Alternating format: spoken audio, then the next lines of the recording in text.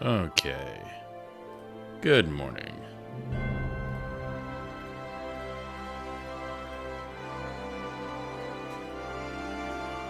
Everything looks great. Hopefully Google Fiber cooperates today.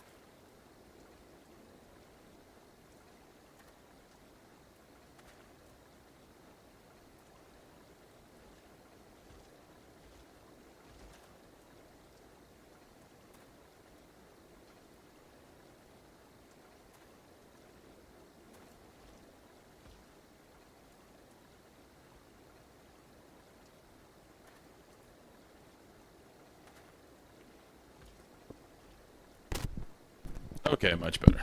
Okay, much better. Make sure both streams are up. Alright, now we're good. To finally, swear to God, finish a Realm Reborn. They went overboard with the post of Realm Reborn quests. Because you come off this terrific high of defeating all of the primals, you defeat the Empire, then it's like, alright, well, we want to move the Scions now. And that takes 2 hours. Like 2 hours later, you're on a quest, and they're like, alright, we're finally ready to start moving. It's like, this is a little insane. And now we're sort of being, like, we're part of the bureaucracy now, trying to figure out what to do with refugees. Like, it's a little rough at the moment. I like the rest of A Realm Reborn, but this part is a little bit slow, let me just say. You've returned. Did you find my brethren? What of the twins? What happened? I see. Well, you had no choice. Better that a handful of them take a beating from you than the lot get butchered by the flames. Tell me, what did the merchant have to say when it was over? Wasn't good. Huh? Where else would he be, unless he went to Stone Throw to recruit others?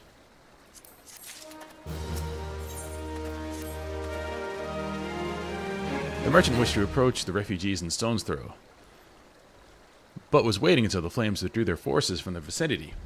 Now that they have, there's nothing to stop him from continuing his work.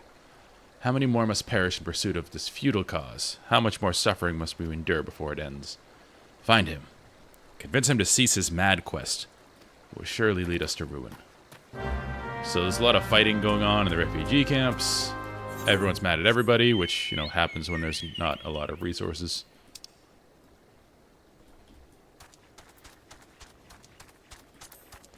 Looks like the syndicate was arming some of the people rebelling. Whole conspiracy going on. So it seems to me the syndicate is weakening the control of the Sultana to do the whole, hey look, our leaders are failing you. Turn to us, the money people. We have your best interests at heart. It's been done a few times in history.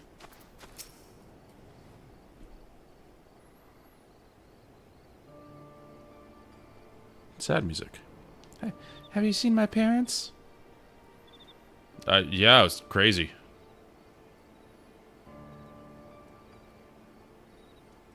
They told me to stay here with the others. They said they'd be back soon, but it's been days.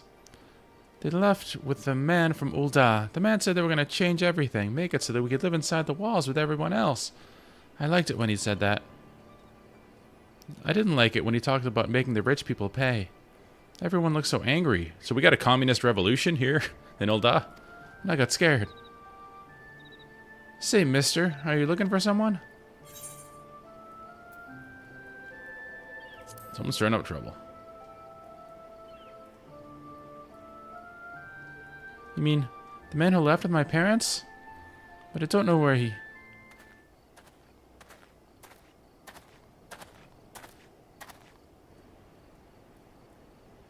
Wait, look, over there. I think that's him. Just randomly. Well now, which of these gullible fools shall be my next victim? Way to just spout your evil plan, sir.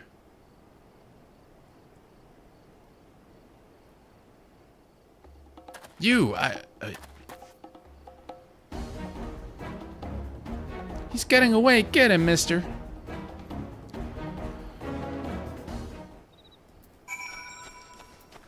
So we have a manufactured communist revolution overthrowing a dictatorship? It's not really a dictatorship. I don't know what the system of government is here. Because Sultana isn't absolute. She has to deal with the merchants and money people.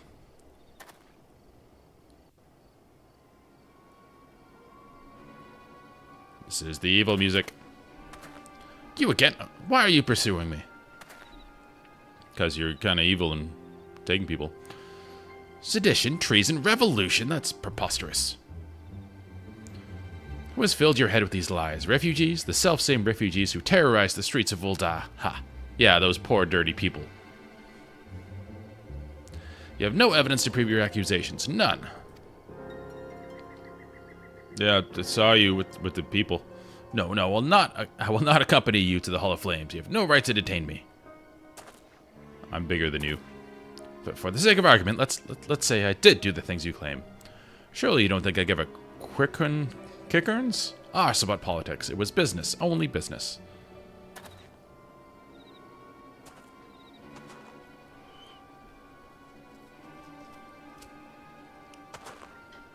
Sir. It's a lot more intimidating. Well, these scenes are a lot more intimidating that I'm a Rogadin. I can imagine this would look different if I was a Lalafell. Like towering over this dude. We both know I'm not the one you want. However, if you agree to protect me, I swear I shall tell you everything. We get a snitch.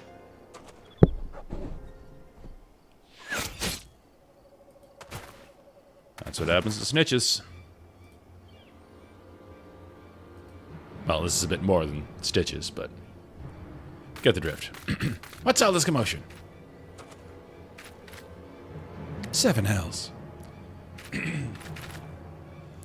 Tell the others to spread out and search the area. The killer may still be close. Cool eyes. Why, I oughta. I like the silent protagonist. Like, well, we speak sometimes, but we never actually see our words. But just through emotes, you can kind of understand the story. Hold, adventurer. I would know more about your relationship with the victim, as well as the events leading up to his death. This man was responsible for the recent riots. Mayhap we owe his murderer a debt of gratitude. You don't sound like a lawman. In any case, it is obvious that you are not the one we seek. You may carry on with your investigation, Scion. That was easy. Yeah, it wasn't me. I don't think it was you.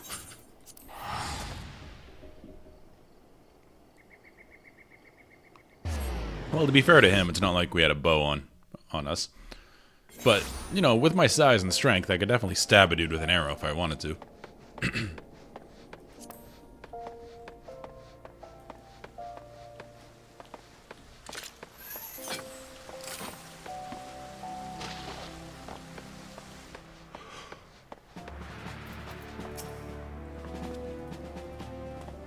Oh yeah, I'm not part of the flames. Just gonna check my rank. What news, Jack? Where's the merchant? He is dead. Murdered? Damn it all to the seventh hell. He was not simply murdered, Jack. He was silenced. Too many knew his face, and he was ready to divulge his secrets.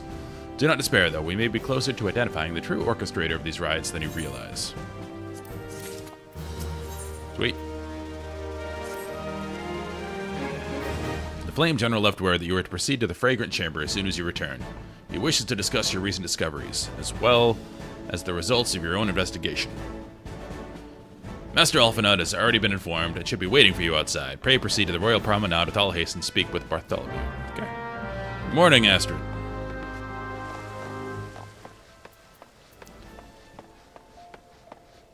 Royal Promenade. It's a bit earlier than I usually get online.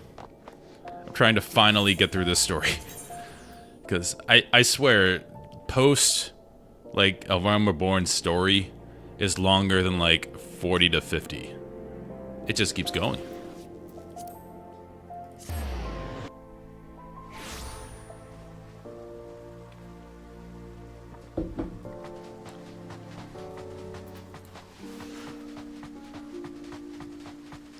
But I think we're getting close to the end of this story.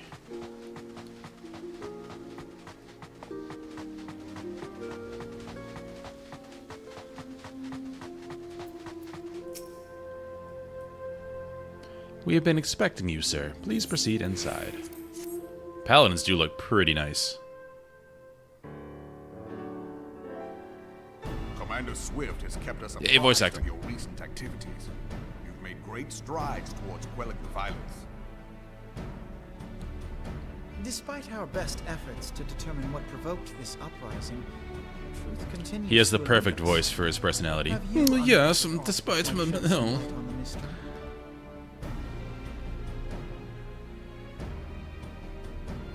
We all have friends like that always know the answer to everything, that have the most information about everything, will never admit that he doesn't know something. That's Alphanod. The Syndicate's decision to reject the Doman refugees' appeal for asylum had lasting repercussions. A number of those displaced by the calamity claimed it was proof of a policy of discrimination. Hell, I was that dude when I was younger. I had to check myself, realize, no, I don't know everything. I need to stop thinking I do. They organized a series of demonstrations to protest against the Sultanate. Okay. Demonstrations which became heated, but did not descend into violence, This follows the story we've been doing. until a certain incident served as a call to arms. A Syndicate unit funding the personnel riots. sent to supervise a demonstration loosed arrows upon unarmed protesters. It was this occurrence which prompted the refugees to take up arms. I need not tell you what followed. Thank you for the Prime. 2 months in a We assumed row. at first that the attack Thank you, was Jeff born of a Bezos. miscommunication, when emotions run high. No, I appreciate it, man. But suspicions were raised regarding the unit's commanding officer, whom I ordered. You're my interrogated. first 2-month subscriber. Sure enough, our fears were soon confirmed. The dog confessed that a merchant had offered him coin to give the order. A merchant in the employ of Teleji Adeleji. Not Teleji. Teleji Adeleji. See? My thoughts exactly. But he spoke in favor of the Doman's cause, and has ever seemed sympathetic towards the refugees' plight. Why would he do such a thing?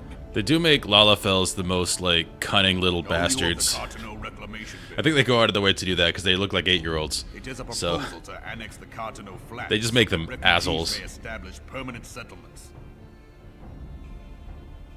When last I looked, that was disputed territory.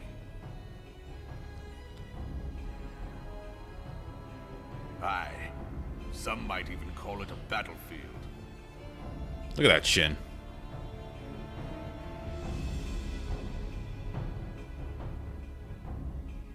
The destruction wrought by Bahamut was greatest at the Cartano Flats. That much is common knowledge. What is less well known is that his rampage laid bare ancient Allagan ruins, of which no record existed. There are certain differences of opinion as to how these ruins should be handled, which is why each nation maintains a military presence in the region to this day. Yet differ though we may, we are still allies. Therefore, in the interest of preserving the Eorzean alliance, we have reached an agreement.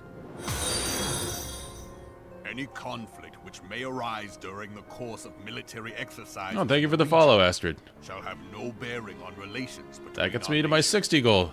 Nice. I really appreciate it. Full knowledge of this delicate state of affairs, Teleji Adeleji proposed the Cartano Reclamation Bill. A shameless, bloody Sorry, I'm trying to ruse which follow along the stands story to at the same time. benefit him in but one conceivable way. If successful, he will gain control over the disputed territory under the guise of assisting in the resettlement effort. And you can be sure he'll build an orphanage next to every Allagan ruin.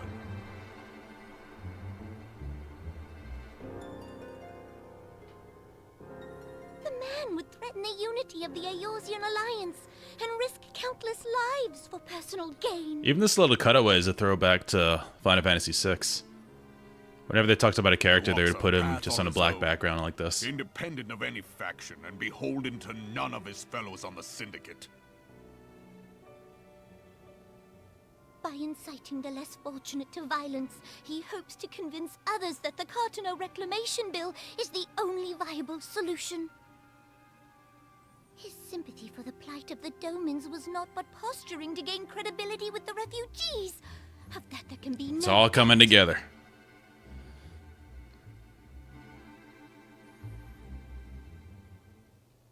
Forgive me, but what could possibly motivate Teleji Adeleji to go to such lengths? Great name, by the way. What is so special about these ruins that he would risk his position on the Teleji Syndicate? Adeleji. And, most likely, charges of treason against the Sultanate?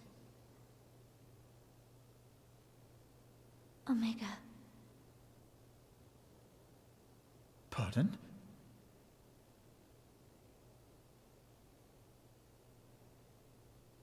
An Allagan monstrosity, not unlike the Ultima weapon.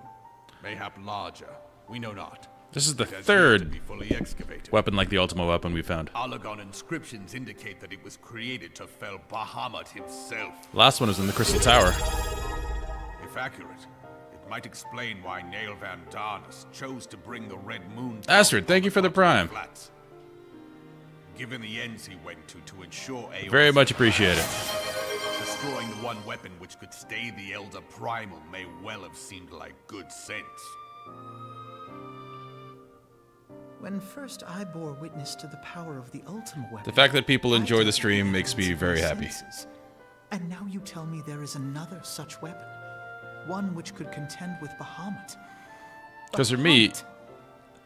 streaming with only, even though I only have, a few watchers here and there, Ourselves.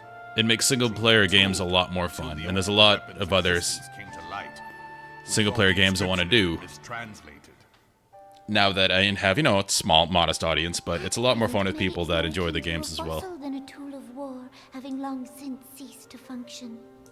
As such, its true potential cannot Oh, you're welcome. be gauged. Hope work isn't too terrible. However, if someone were to restore it, as the Garleans did... Sorry, I the don't want to talk Ultima over the weapon, cutscene, but I have little doubt that he would wield untold power. So basically, Power enough to subjugate Uldar like as not. the Syndicate knows there is a super powerful Allegan relic there, That is why Teleji Adeleji yearns to have it. which is why he wants control over that area. That he should aspire to world domination. He who has ever walked 2 paces behind Lord Lolorito in matters of commerce. And they've swapped out the voice actors already. That is not Nanamo's original voice actor. Acknowledgement of his own limitations that he seeks this power. Woe betide us all should we allow him to have it. I think Robon's the same. Alphinaud and the Sultana are different. Pray waste no time chasing rats. She's much Only better. a fool would believe that secrets can be kept in Uldar. It would seem the implications of the Sultanate's refugee problem are rather more And Alphinaud's far-reaching voice, than this. new voice actor, is perfectly douchey. It would seem. No. That's what I get from him. I don't know if that's a common sentiment. His sister is awesome. Because she feels, I think, the same way I do about him. Like, early on, when you go to all the celebrations that they have, or all the, I think it's the memorial services you go to in all the cities. Of course, you know, while they're making their speeches, Alphinaud is providing, like, you know, armchair quarterback commentary. That's not what happened, blah, blah, blah. And he's doing all that, he's going on and on and on, and eventually, like, mid-sentence, Alizé just walks away. And Alphinaud's like, okay. She's just done with him. That's why I like Alizé. I need more of her. Which is why I want to do the Crystal Tower, but I haven't been able to find a group yet to do it unsynced. I mean, not synced. Because I want to at least see some mechanics. Not Crystal Tower, Coils. Because I know that's a lot of their story in Coils. Oh, Alfie's the same one? Okay, then I'm incorrect. But maybe he's getting better direction now. Because he's embodying the character a lot better.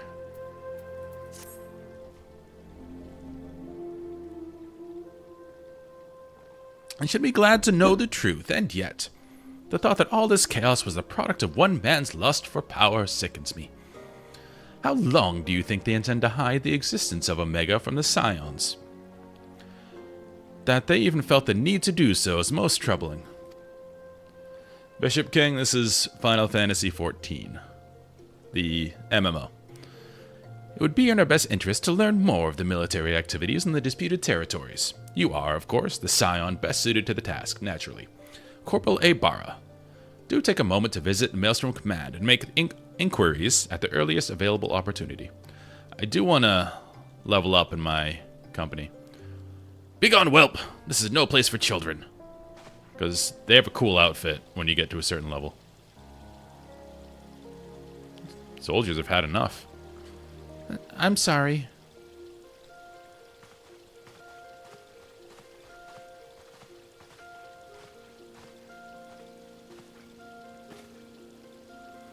I went looking for you, mister. You said you were looking for the man who left with my parents. You know this girl? It's a whole thing. Parents left. Tricked by a merchant. So he visited Stone Throw as well, I see. Did you find the man? Were my parents with him? They were not, I'm afraid. However, I can think of several places they might be. If you like, we can go and look for them together. Rare W from Alphinaud. Really? You'll help me look, mister? Of course, but first, I must needs finish speaking with my friend. He's telling me a secret, you see. Someone else is allowed to listen. Mayhap you could wait for me by the pillar over there. We require but a moment. Okay, mister, I'll be waiting. I'll take her to the quicksand. Mayhap Momodi will know what to do. A legion of Garleans and aether-starved primal. Even dealing with an Ascian would be preferable to this charade. He would say charade. Sometimes I fear Minfilia is too ambitious. We rush hither and yon in response to threats as they arise, without concern for the strain it places on our limited resources, and ourselves. Mayhap the time has come for a change. Oh, you're talking about kicking Minfilia out? How dare you?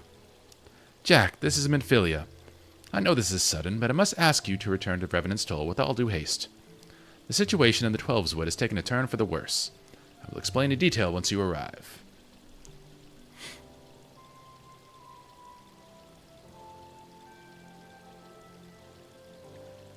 The Twelves would.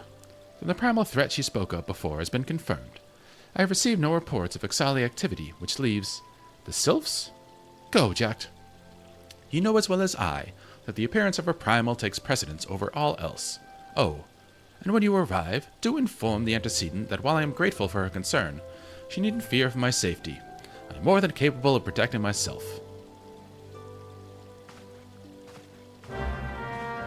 Alphinaud's getting rebellious. I don't know what this primal is, or if it even is one.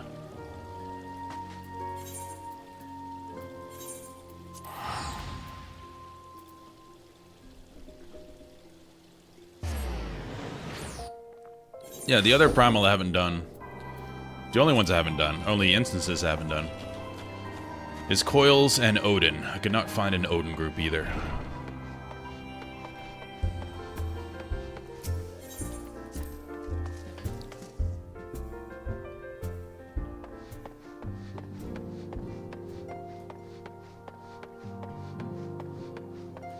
I think I'll try it this weekend.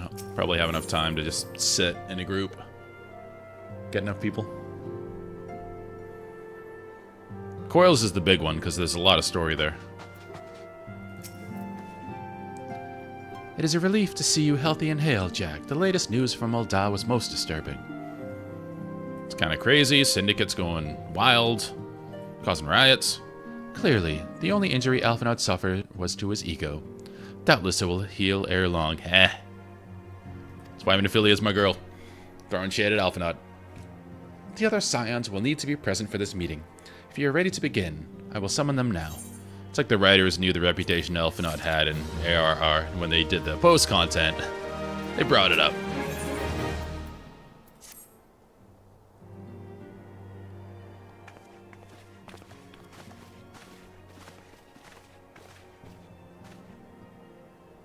Thank you for responding to my call with such haste. Rest assured, I should not have summoned you were it not urgent. To business, then. I have received some most disturbing news from the Order of the Twin Adder. They have reason to believe that the Sylphs may have called forth their revered guardian, the primal Ramuh. Oh yeah, we dealt with Ramuh earlier, but we didn't have to fight him. But now we have to fight him. I'm sorry, may have. Then it is not certain. The Elder Seedseer informs us that the elementals themselves murmur of the Lord Levin's return to the forest. The Sylphlands, however, display no signs of undue commotion. Forgive me, antecedent, but the fact need not contradict the elemental's testimony. Unlike his more bellicose compeers, Garuda and so on, Ramuh is reputed to act only in defense of his children. I imagine he would soon make his presence known if any were foolish enough to directly endanger the Sylphs or their territory. The abruptness of this development concerns me. Were we not keeping a close watch on the Touched Ones and their movements? If preparations for a summoning ritual were indeed underway, 'twould surely not have escaped your notice. Oh, it didn't. I was pretty sure it was going to happen, just not this soon. I beg your pardon. You foresaw this eventuality and did naught to prevent it? I told Papaimo I suppose I could have reported things to Minophilia earlier, but there honestly wasn't much we could do except wait and see. You know how the Sylphs feel about people poking around in their territory. They already summoned Ramuh once, and right after the calamity, but that was because the Garleans came tramping through the forest. And so long as Castrum Orien stands, the Sylphs cannot be blamed for wishing to have their guardian deity at hand. In short, Ida and I are in agreement. The actions of the forest folk were inevitable and unavoidable. These two are the best duo. Papaimo and Ida. And I maintain the observation would have remained the best policy had it not been for the sudden influx of strangers into the Black Shroud. That, alas, we did not foresee. By all accounts, the recent violence in Ul'dah drove a number of refugees to seek safety under the concealing canopy of the trees. Makes sense. It is like that the Sylphs perceive this panicked migration as yet another invasion and quicken their efforts to summon their god. I am put in mind of Titan and the kobolds. Once again, it is the affairs of men which have paved the way for the Primal's coming. Indeed, one cannot help but wonder what manner of place Eorzea would be without the civilizing influence of mankind. Be that as it may, this regrettable development does afford us a unique opportunity. Jack, through your dealings with the sylphs of Little Solace, you once succeeded in preventing an untimely conflict with Gridania. I wonder, might one who has treated with the sylphs so fruitfully in the past not achieve similar success with their patron deity? If Ramu can be convinced of our intentions, it may be the first step to breaking the cycle of primal summoning. A fond hope. Were such a thing possible, we would not have been at war with the beastmen since time immemorial. But maybe this time we can... Let us continue this discussion anon. We must needs first consult with the nation most affected by Ramu's presence. The Elder Seedseer has requested your personal involvement, Jack. Pray report to Commander Hailu at the Adder's Nest as soon as you are able. Steel yourself for the worst. While I hope for a peaceful resolution to this matter, experience suggests that your meeting with the Lord of Levin will prove less than amicable. In such an event, your fellow scions will of course lend you whatever support you require. Yeah, post-ARR is basically a visual novel. It wouldn't be so bad if they intersposed more gameplay, but it's just reading. And the story isn't bad. It's just you need some breakup in here.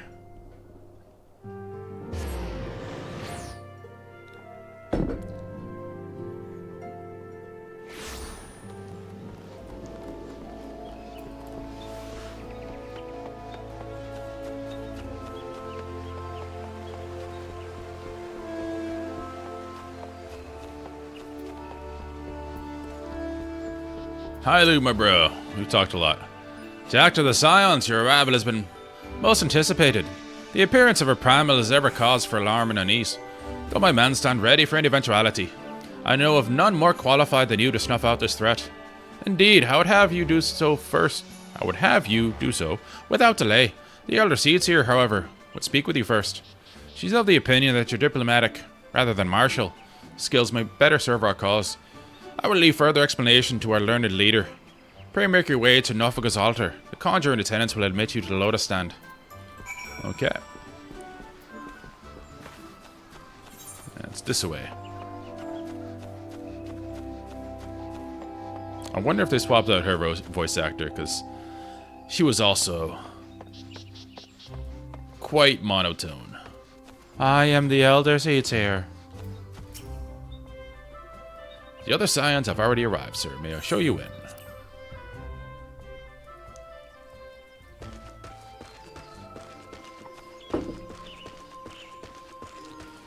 Kani Senna.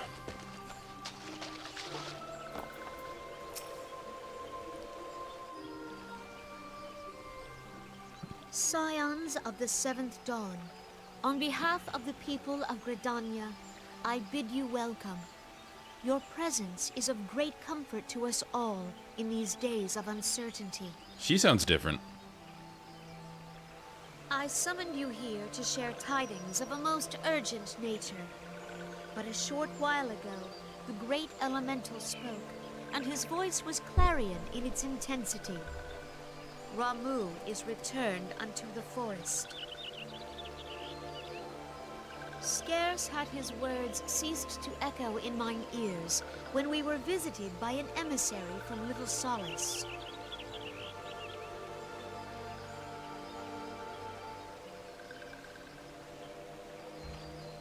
Our guest informs us that the sylphs too have sensed the presence of the Lord of Levin. Though his exact whereabouts remain unknown, we may safely assume that the primal was summoned within the heart of the Sylphlands. Yeah, either they swapped out the voice actress or they gave her a different direction. Unlike the other primals you have encountered, Because she was monotone Lord Ramu before, is no always. aging avatar of destruction. He is revered as much for his wisdom as his strength. This is much Serving better. as both arbiter and guardian to his children. Given that we and the Sylphs found a way to share the Twelve's Wood, it is my hope that this sagely immortal will be amenable to reason, and that conflict may be avoided. Blessed as you are with the power of the Echo, you are one of the few among us who may commune with a primal without fear of influence. I would ask, therefore, that you represent us in this most delicate of negotiations. The Twelves Wood has suffered enough. Upon this, we and the Sylphs, and I would venture Lord Ramu himself, are in perfect accord. Let us not endanger our shared home All makes sense. by engaging in unnecessary hostilities. Dear friend, I beseech you, safeguard the peace which exists between our peoples.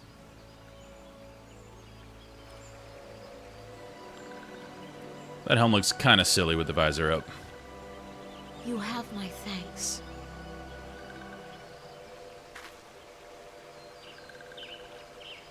Pray make for little solace, then. A member of the Order of the Twin Adder awaits you there. He will advise you on how to find the Lord of Levin. I wanted to hear what the sylphs sound like. I don't get any voice acting. An ill wind blows through the forest. Yet, it is not only the Twelves Wood that flinches at its coming. All the lands Veorzia shiver in dread anticipation. Have care.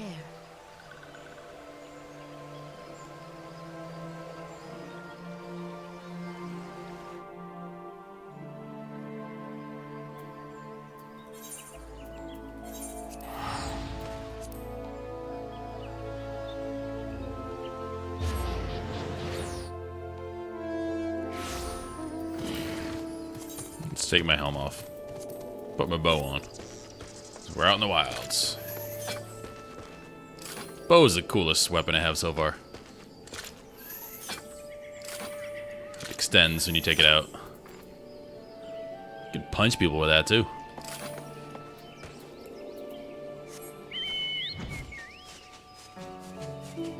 I don't know how this chocobo handles me though. Those wings are tiny.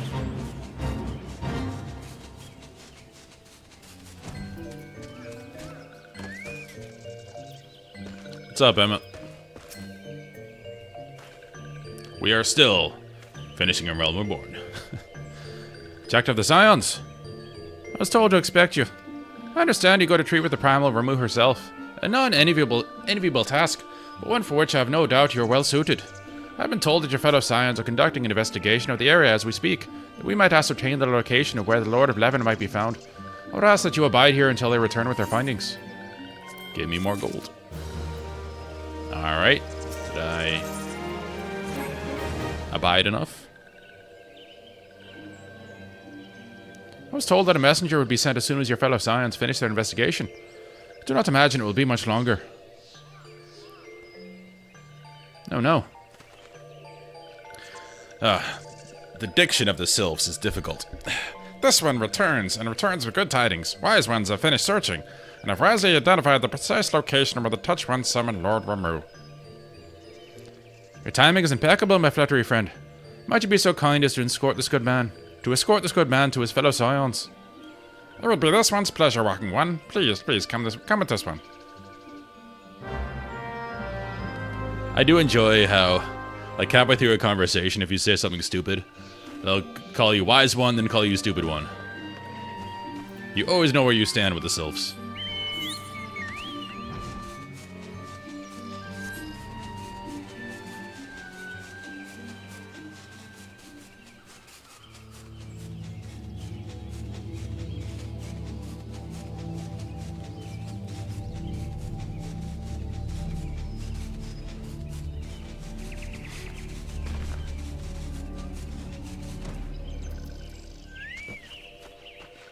This looks interesting. Wise ones have ventured deep within the Selflands. These ones must proceed carefully and keep an eye out for touch ones.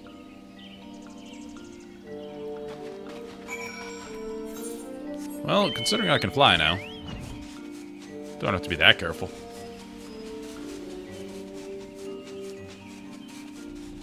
The benefit of flying, you get places quickly. The downside of flying, you don't really interact with the world much anymore.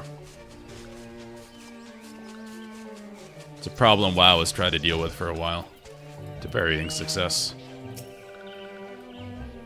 This one is most sorry, but this one can go no further. Draw too close to Lord Ramu, and this one may turn mean and nasty like the touch ones.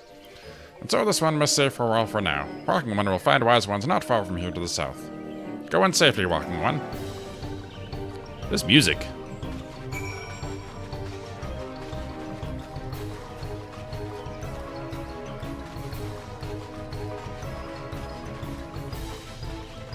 It's like Tim Burton meets Final Fantasy. Yeah, that's what WoW does. Is it's done a few different versions. I think the most recent one, because they just let you do it in the new expansion, but before that they made you explore the whole zone. So, you know, the map's covered by Fog of War. If you uncover all the Fog of War, you get flying in that zone. But I think it's better what they did now, because it's at this point the cat's out of the bag. Like, people love their flying mounts. They don't want flying to not be a thing, so they now just design the zones with flying in mind, kind of like they did with the later zones in Wrath of the Lich King. And I think that works a lot better. Like, Dragonflight, it wasn't a great expansion, but the zones were cool, because they're like, alright, we're gonna have dragons, just design, like, make it all different levels, make all this explorable, so having the dragon is, like, incorporated into the zone rather than, like, an afterthought. Well, they're gonna have flying eventually. They did that with the new expansion too, War Within. Which I did, like, this is how I have my relationship with WoW now. Once I get to the grind, I just kind of stop. But I do play the new content because it's cool. Like, the art is still amazing. The story's kind of crap now, but the art's still amazing, the gameplay's good, and it's cool to see the new zones, and then I stop. But yeah, they definitely incorporated flying into the, like, ground up design of the zone rather than, like, making people experience our content first, then we'll let you fly. Like, that seemed kind of silly.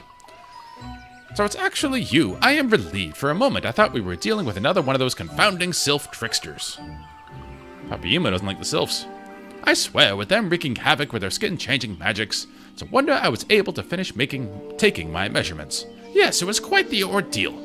You should have seen the look on Ishtola's face when the one impersonating you suddenly showed up. That's quite enough, Papayimo. Ahem.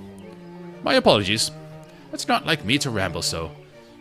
It's funny, if you start the conversation in an awkward place, then it just goes on with you there. Papayimo looking over his shoulder at me. At any rate, as I was saying, I have finished measuring etheric activity in the area, and I am pleased to say I have reached an indisputable conclusion. To wit, that Ramu was called forth in the vicinity of the Sylph's Aetheryte. Come, Jact, the Lord of Levin awaits. Again, great music. Oh, I don't want to kill you.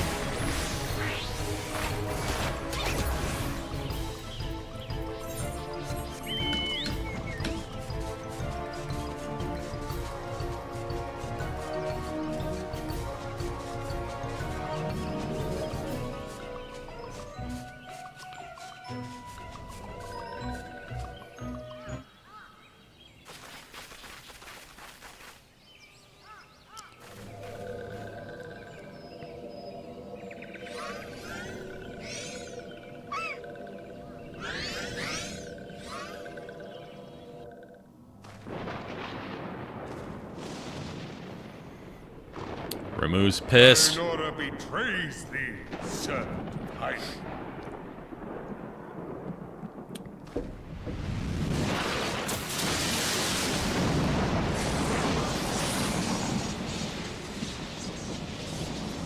I've summoned you a lot in the Pixel games. He's a lower level summon in 5, interestingly.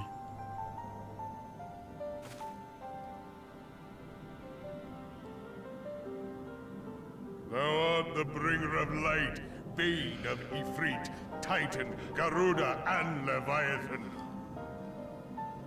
Yep, that's me. I am Ramu, guardian of the children of the forest. An excellent beard, sir. Thou tramplest upon sacred soil, bringer of Tramplest. light. By what right I wanna use that. doth man intrude in this sanctuary of the sylphs?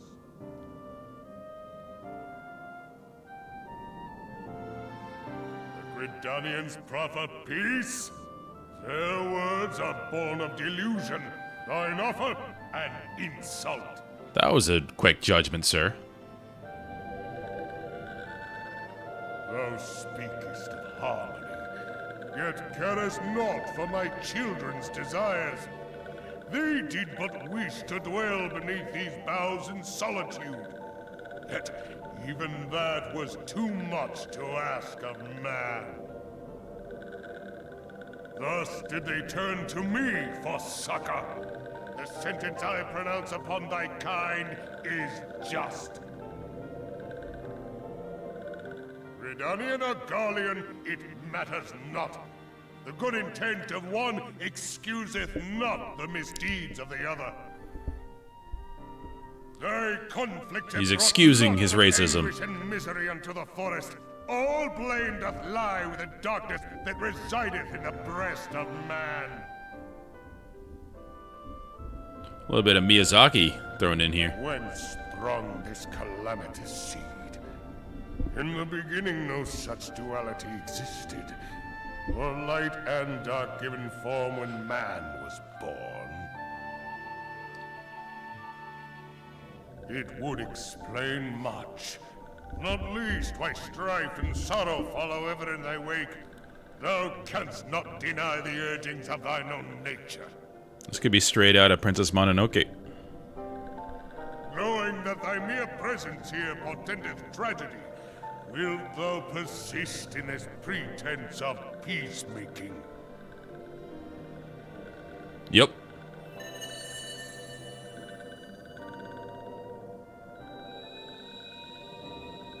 Thou bearest the crystal which I bestowed upon my wayward charges, that they should entrust so precious a gift to thee. Thou standest apart from thy kin. Thou art the bringer of light, aye. But there is something more in thee. I don't know if you knew this. I'm the main character. Very well. I shall consider thy proposal. Should have led with that. Shouldst thou survive my trial. If thou wouldst champion the cause of harmony, I must have proof that thou art fit to play the role. Wither mine ire, and prove to me thereby that thou hast strength enough to stay Alright, so we the get to fight him. darkness which threateneth to consume thee. Yet if thou shouldst be found wanting, know that all men shall perish in the storm of my judgment.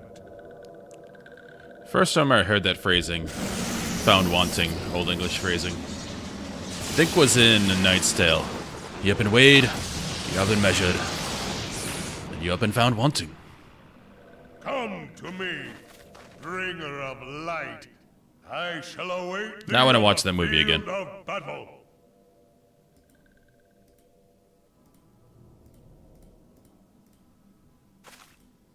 Urianger, it is rare indeed to find you so far from at home.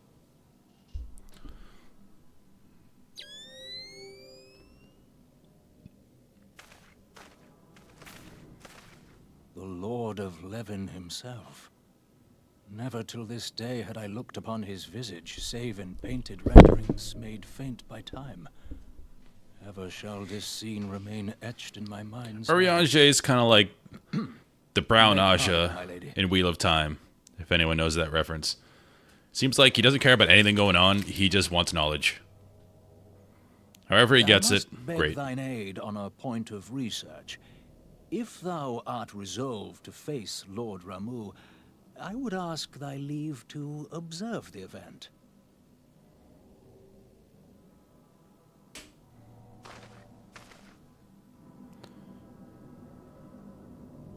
Because the Wheel of Time, the whole storyline is the world is going to be destroyed unless, you know, the Chosen One can kill the Dark One and all that. But the Brown Aja, they're like, yes, the world's going to be destroyed, but there was this really good book I wanted to find. Can we do that? Alright. Let's do this as a tank so we get an easy Q. No, I have not done gear sets. I know I should, but I haven't yet.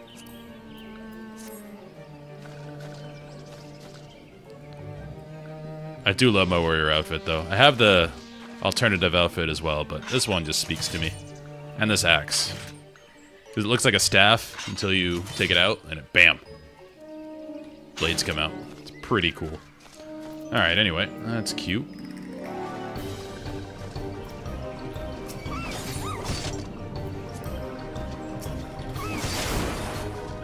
Yeah, the alternative one is just, like, more dark red. I like the white puffs. Boots with the fur. Whole club was looking at her. The striking tree. Hard mode, too. I'm gonna go do that while we're waiting.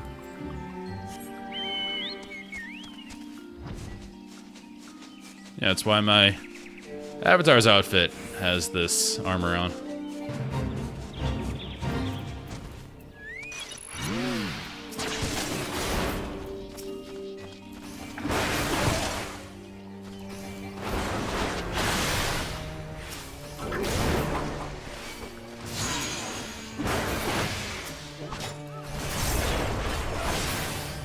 Oh, you want to come heal? Sure. Let me... Duty Finder, gotta withdraw first, because that's how this works.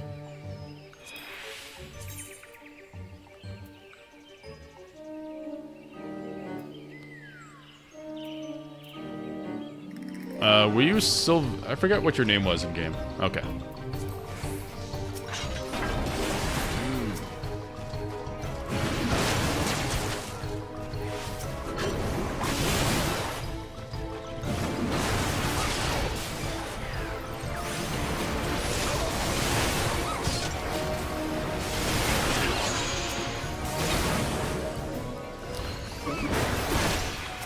Well, that would make entirely too much sense.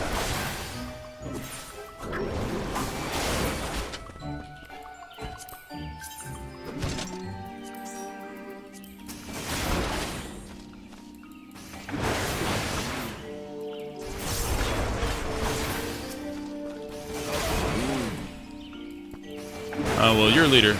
Okay, you got it. Okay.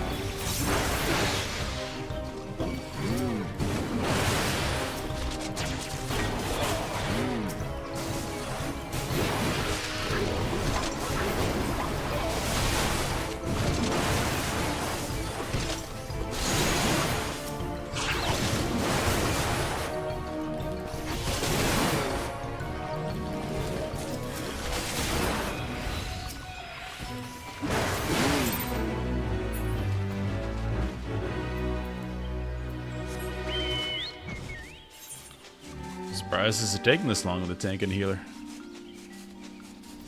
With the first time bonus, too.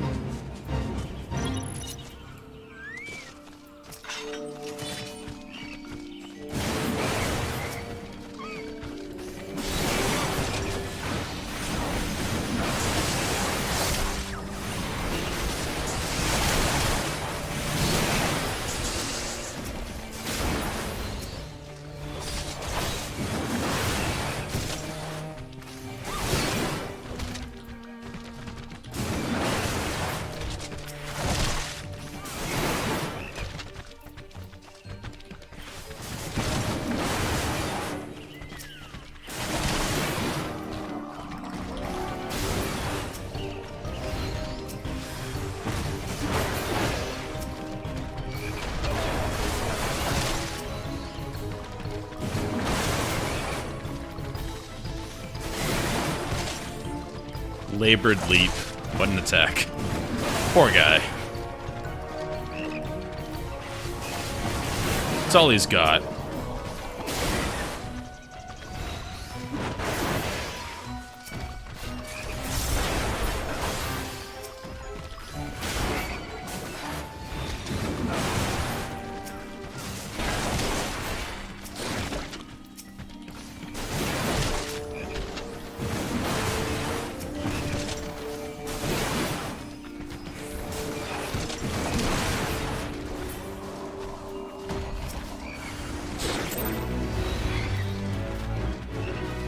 Huzzah. Still in combat.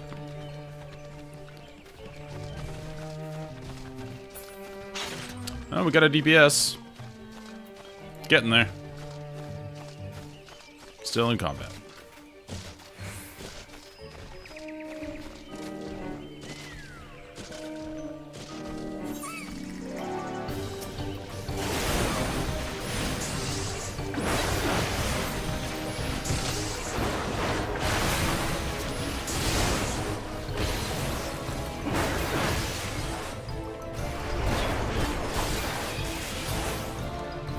There we go.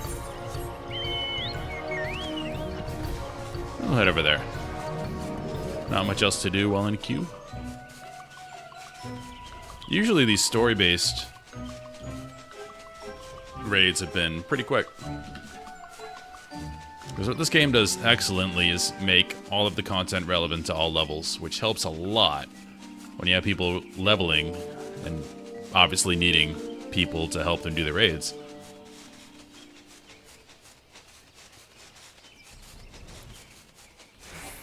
Like the Alliance raid, the Crystal Tower, was awesome. Because it wasn't that too hard, so newer players wouldn't be put off by it, but it gave a really good approximation of what a raid is. And how fun it can be. You still had to do some mechanics in there. And it felt very epic.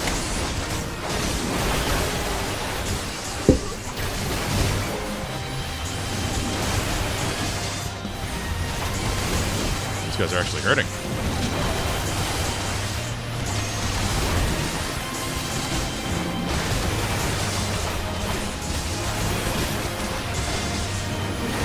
I have a heal bot. Can't be stopped.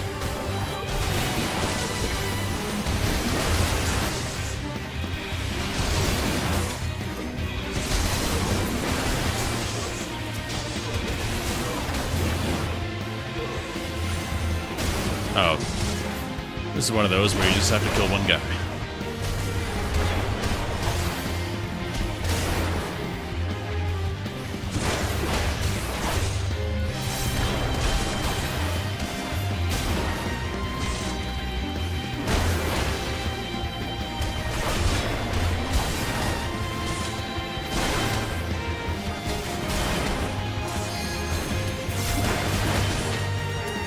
I have time. Bump, bump, bump.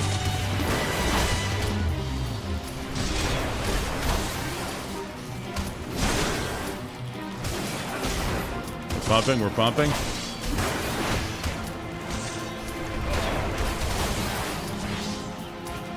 Duty complete.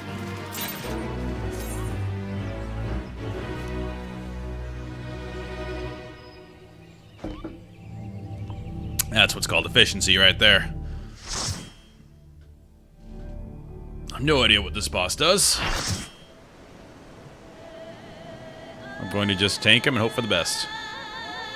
I'm hoping the other tank will know that I'm new and let me do the easier job of tanking the boss, because typically the off tank is more to deal with.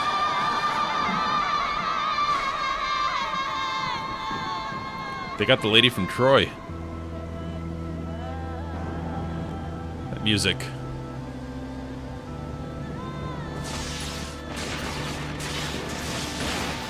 Oh, we got this. No problem. That lady's feeling it in the soundtrack, though.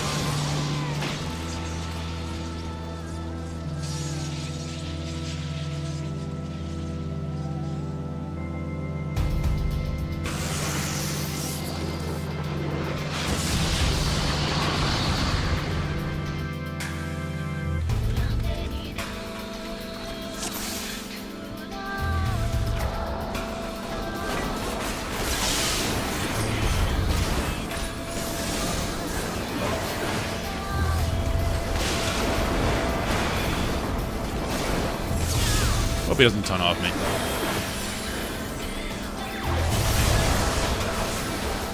Just because I know it can do this well. But if there's ad stuff, he probably knows more than me.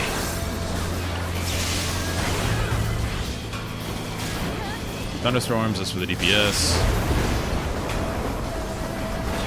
What else we got?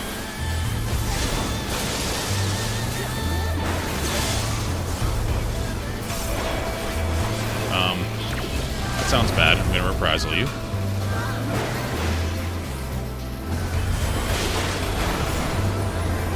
What are these for? I don't see any debuffs.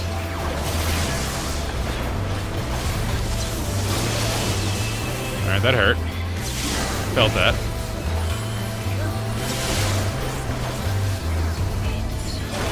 Thunderstorm, that's for DPS.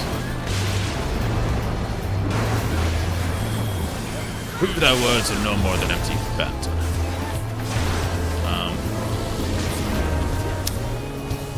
Alright, we have Mad. Tank bro got that? Did we kill that?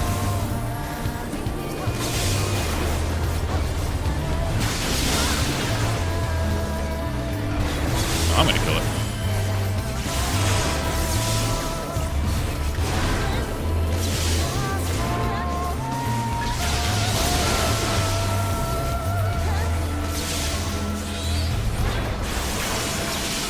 Seemed like a thing to do.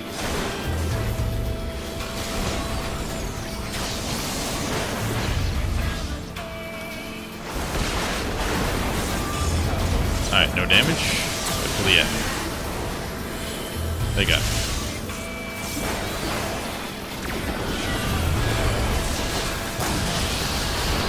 Judgment Bolt, big AoE, so I should reprisal that in the future. Let's see him do it again. Still don't know what these spark things are for.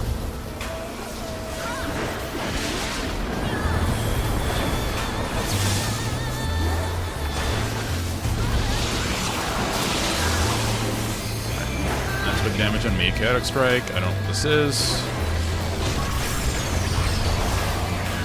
Thunderstorm is the AoE that DPS has to spread.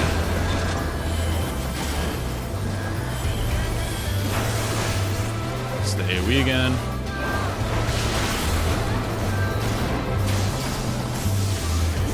Don't know what that is. Oh, that's Chain Lightning. Okay, so these guys have to do something with that. Oh, they go to the sparks, and that takes it off. Okay. Thunderstorm, that's the AoE. Ground everybody, gotta spread. Thunderspark, just move away.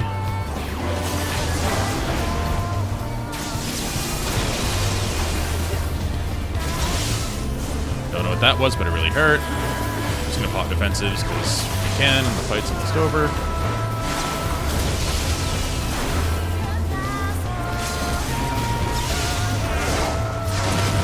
Good game.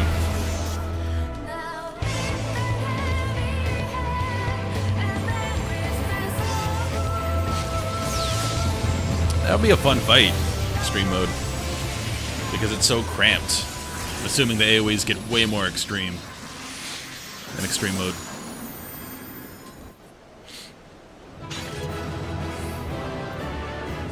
Good job, team. I need to get some of those. That's like the airline workers' flashlights. I don't know what you call those. But everybody has them. Except for me. I have taken thy measure, bringer of light. That's right, you did.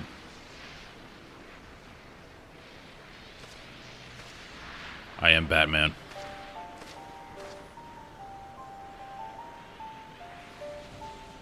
And I judge thee a worthy champion. The task of excising the sin that hath taken root in man's heart is thine. My mind works in weird ways. This reminds me of Watership Down. Not from employing thy strength in service to the forest. If you've never seen Watership Down, the animated version, like hungering shadows, the sun enemies of harmony gather, and talks to a rabbit. but feed them. And the voice is very reminiscent of this. Don't watch the movie, though. You'll bawl your eyes out. It's very sad. It shall be by thy guiding light alone. Stray not from the path, for if thou dost, thy... Oops. Thy people something. But yeah, Watership Down. It's one of those Thou hast slain the 70s/80s a regrettable act. quote-unquote kid movies. That is definitely not a kid's movie. It is violent as hell. In witnessing thy struggle, And it's all about death. the truth hath been revealed unto me. Told through rabbits. If I mistake not, it may yet prove a chink in the eternal armor of the Ascians. But let us conclude our present business. I shall expound upon my findings at the Rising Stones anon. Expound away.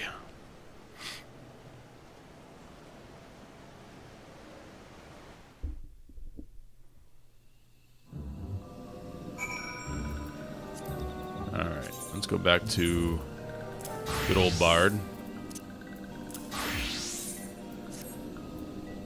Take that helm off because it looks weird. Back to the Rising Stones. Or not. To the Hawthorne Hut.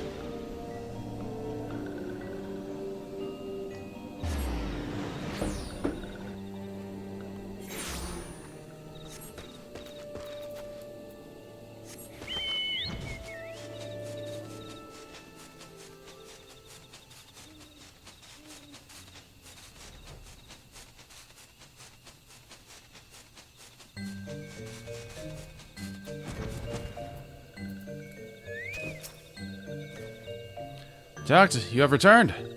Dare I ask how Ramu received your visit? It's crazy. I had to fight him as a whole thing. He challenged you to a test of arms. It is well then that you have some experience in such matters. The peoples of both Gridania and Little Solace would be relieved to hear that the Lord of Levin has accepted you as the forest champion of peace. You have performed a monumental duty this day, Jack. The Elder Seedseer must be informed of your deeds at once. The Elder Seedseer will wish to hear of your experiences firsthand. Pray return to Gridania and make directly for the Lotus Stand.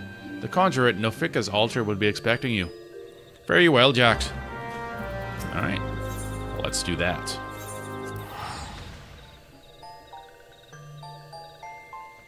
We're getting more voice acting. Now that we're getting towards the end of the story here. Oh, you have fun as well, Emma.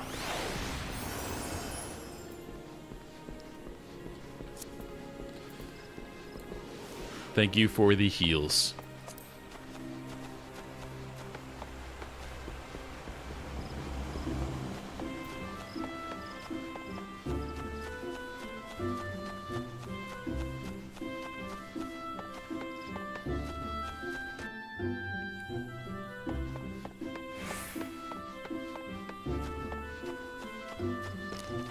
What is this one?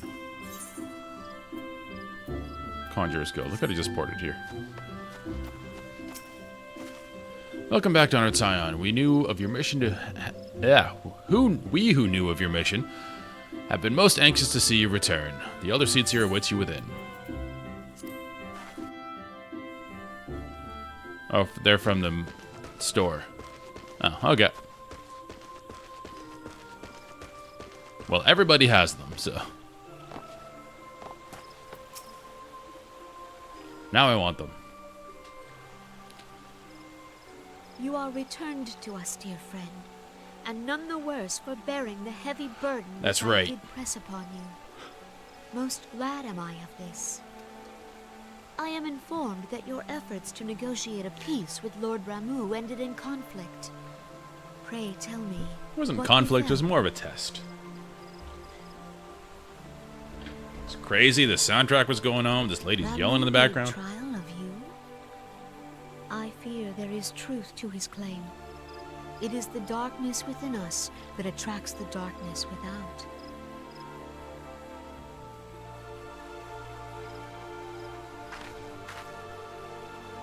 It cannot be denied that misfortune follows man.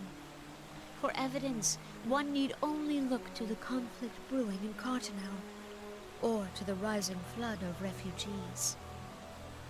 Our shared struggle against the Empire should have served to seal our union.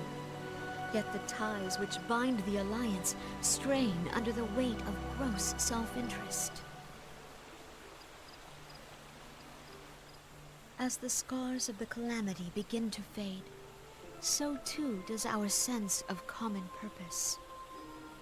Yet now is scarce the time to forget our shared responsibility. If this new-sprung realm is to survive beyond its infancy, it must needs be nurtured by all. Eorzea must be as one. Yet I fear that dream is still far off.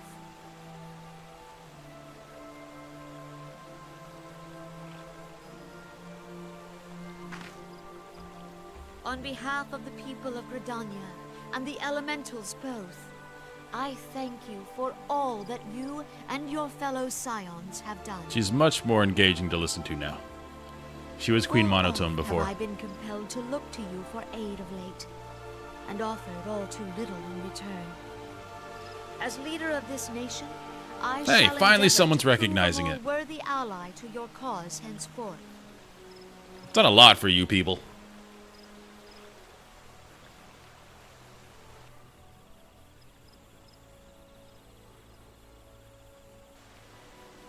Lord Ramuh has departed, yet the keening of this ill wind grows no less insistent. Voices of the forest, pray speak and I shall listen. What unseen evil begets this unease in my heart?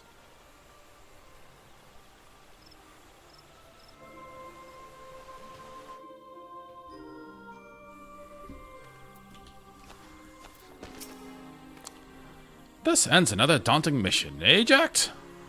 I'd hoped Lord Ramuh could be persuaded with words alone, but nevertheless, I can only admire the adroitness with which you... Great word, adroitness. With which you responded to the primal sudden challenge. And it seems to me that Urianger, too, was pleased with the outcome. What say you, Jack? Shall we gather back at the Rising Stones and ponder the lessons of the day? No. We pondered for like 8 hours. Time for action.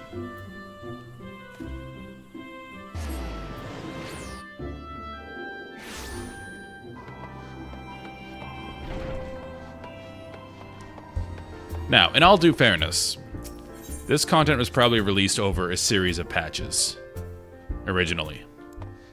So people weren't just doing this again and again and again. What's up, guys? So what are you talking about? Cool. Alright.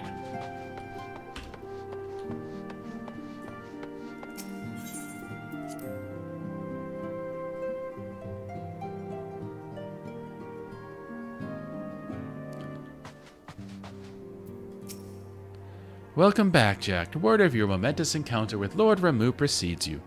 I would fain share news of mine own, but Urianger discoveries must take precedence. Upon witnessing your defeat of the Lord of Levin, our learned companion was struck with a profound insight regarding the nature of the Ascian's immortality. Let us assemble and discuss his observations together.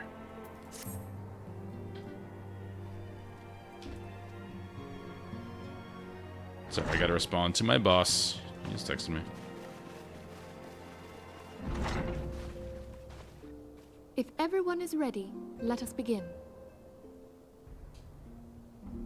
Urianger, the floor is yours.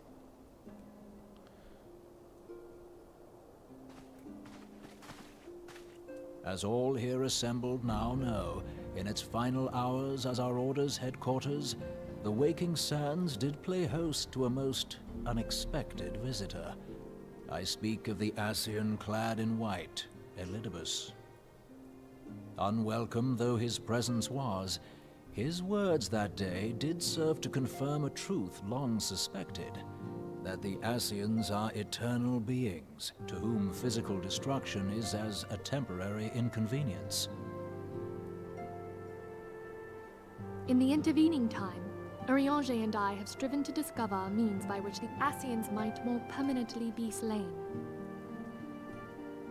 And 'tis my belief that we have found the thread that will allow us to unravel the twisted skein of their existence. In the moments prior to Leviathan's most recent manifestation, the Sahagin elder who summoned him was observed to undergo some manner of ascension. The etheric readings taken by Y'shtola I remember that. at the time of this transfiguration have proven most enlightening. The disruption to the flow of ether was sudden and dramatic. So tangible was the agitation, I scarce had need of my goggles. The significance of Y'shtola's readings might better be understood in the context of Y'shtola? Minot, taken at the instant of the Lord of Levin's demise.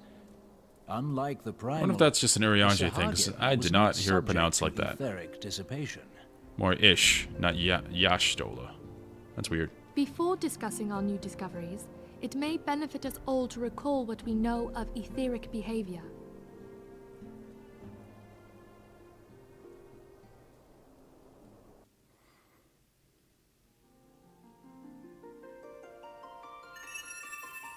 Let us begin at what some might call the end. When we who dwell in the material realm die, our spirits dissolve into the flow of ether and are returned to the ethereal realm. This is pure exposition, but this has to be done. Like, we have to know how this works. The restless energy which suffuses that plane streams back into our world, giving rise to new life. So we're returning to As Gaia. the heavens did decree, the Basically. way of all mortal souls. Twixt this world and the next do the ethereal currents swirl, bearing the very essence of life. Thus doth the cycle of birth, death, and rebirth continue unabated. Urianger is almost Sean Bean. If he put a little more Welsh in there, Primals behave somewhat differently. he'd be Sean Bean. In order to manifest and then maintain a physical presence in this realm, they must consume vast quantities of ether, most often in the form of crystals. Though they may seem to live, their flesh is but ether given shape. So it's like summoning a demon, got it. They don't actually have their full body in the Thus, real a defeated world. primal leaves behind no broken corpse. Rather, the essence of its form seeps back into the land whence it came, and the energy of its shattered spirit is called back to the ethereal realm. Following? There it waiteth, till next the prayers of the faithful do draw it forth from the sea of ether, to take their offering of crystals and make for itself a new body.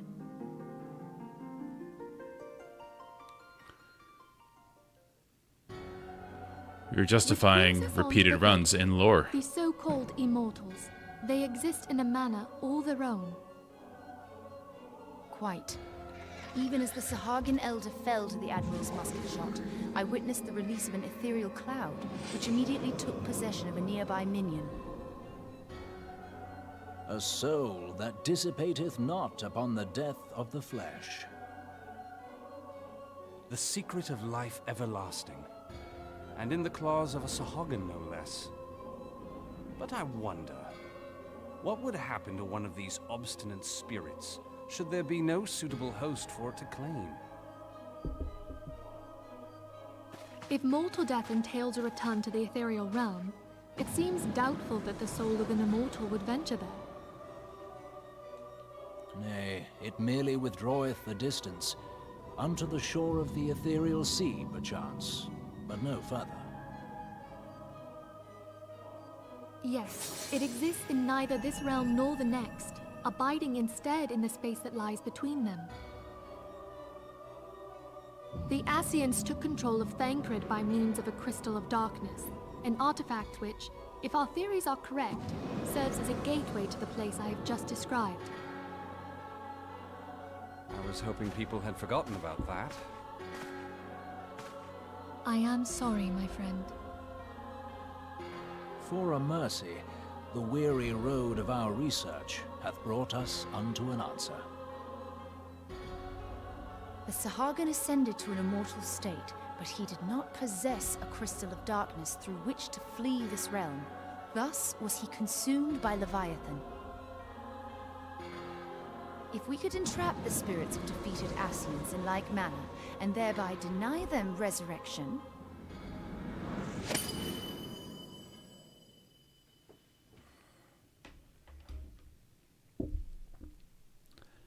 That was very Final Fantasy VI. The screen goes black and they talk about stuff. Path to victory. Thou art most perceptive, my lady. Only when we have trapped the bodiless soul within an ethereal prison can we hope to defeat its unnatural constancy. Thus might even an eternal paragon be consigned to oblivion. These feats are, of course, far easier said than done.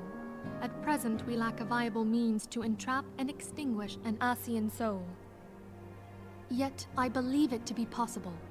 The pieces of the puzzle lie before us. We have but to put them together.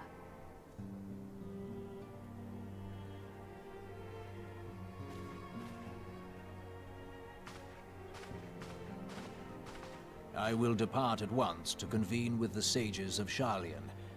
Together shall we divine the steps by which our goals may be achieved. I have the utmost faith in you, Archon.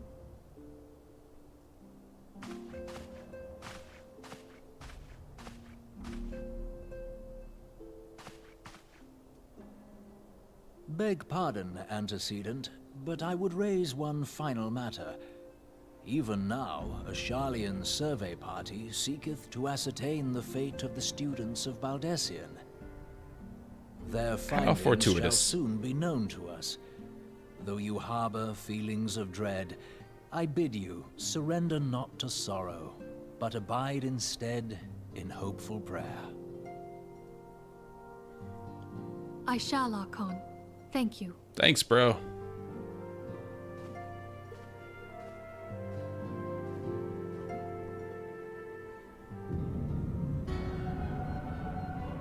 Spooky music time. It's the Nazgul.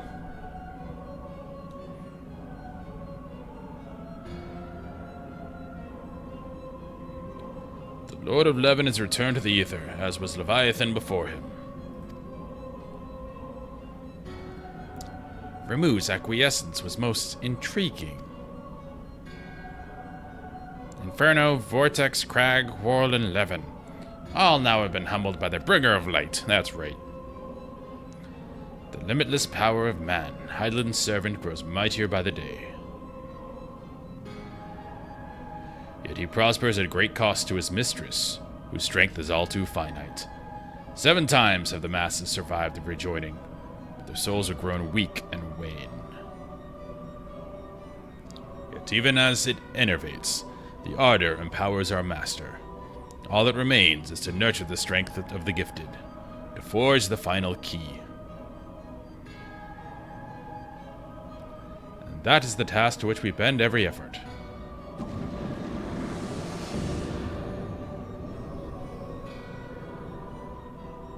Divine seeds were ever wont to quicken in Erosio's fertile soil. We need only lead men to the field, and by their eager hands shall a new deity arise. That which was shattered shall be made anew. The one true God shall come again.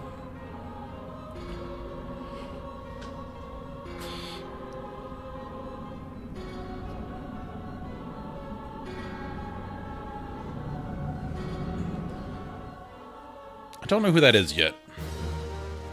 Assume it's not Bahamut.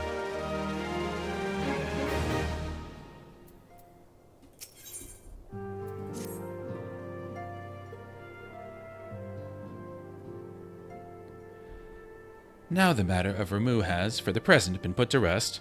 There is something I would show you, Jack. It is a letter of thanks signed by the leaders of the Eorzean Alliance, acknowledging the Scion's tireless service to the realm. It mentions, in particular, the names of all the defeated primals: Ifrit, Titan, Garuda, Good King Mughal XII, always have to say his full name, Leviathan, and now Remu. Needless to say, there is only one among our number to have faced them all. Correct. And though these words of gratitude were addressed to our order as a whole, I feel that they were meant for yours above all others, that's right. I, too, must offer my heartfelt thanks for all that you have done. In the course of your duties, you have never once failed to answer my call to arms. You are a true hero, Jack, and Eorzea is that much the safer for your presence. Is this where I can ask her out to dinner? Probably not. Pray do not misunderstand me. I said safer, not safe. I know only too well that we can ill afford to lower our guard. The Ascians may be relied upon to sow chaos in this realm until such time as they are forced to stop. Why, even without their encouragement, you may be assured that man would foment strife of his own, and so that is to say nothing of the beast tribes. Unless we learn to live in harmony, the primals too will return to plague us again and again and again. And yet, despite all of this, your deeds serve to inspire the people, to give them hope for a better tomorrow, and there is no greater gift. So about that dinner. She's not buying it. That we have the courage to strive for what might otherwise seem an impossible peace, we owe in no small part to the dangers you have faced on our behalf, and the people you have won over to our cause in so doing. Our list of enemies has ever been so long. But think of the allies with whom we are now blessed. Of the sylphs of Little Solace, who wish naught of conflict. Of Alice, who strives to unearth the terrible secrets of the Calamity. Yeah, I want to do this. She's heavily involved in, like, the Coils raid, but I haven't found her group yet. And then there is Sid and the Fellowship of Noah, racing to unlock the mysteries of ancient Alag, that we might be spared the horror of another Ultima weapon. Of course, when speaking of our greatest allies, we must not forget those closest to us, by which I mean our fellow Scions. Thanks to their many and varied talents, our order is uniquely equipped to combat the far-reaching corruption of the Ascians, and combat it we shall. Your enthusiasm is truly heartwarming, antecedent. Given our embarrassing wealth of allies, I trust it will not inconvenience you if I unduly absent myself for a time. Who's this?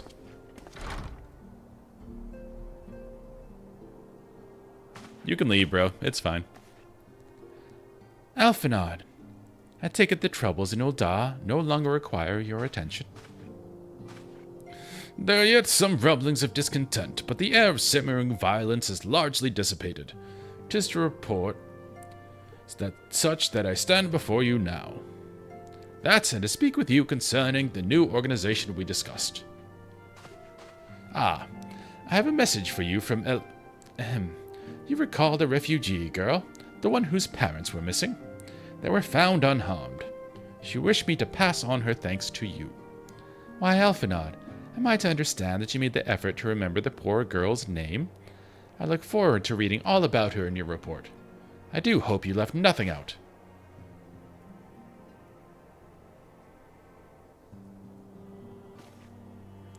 Jack, you have been away from Revenant's Toll for some time now, I believe. Might I suggest that you put the affairs of the realm to one side for the moment and take this opportunity to reacquaint yourself with the town?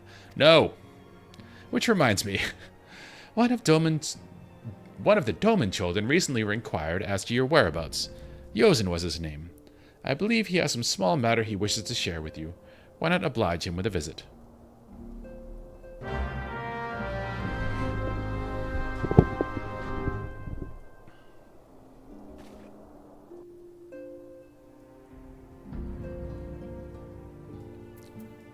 You haven't read enough story yet. Go read some more.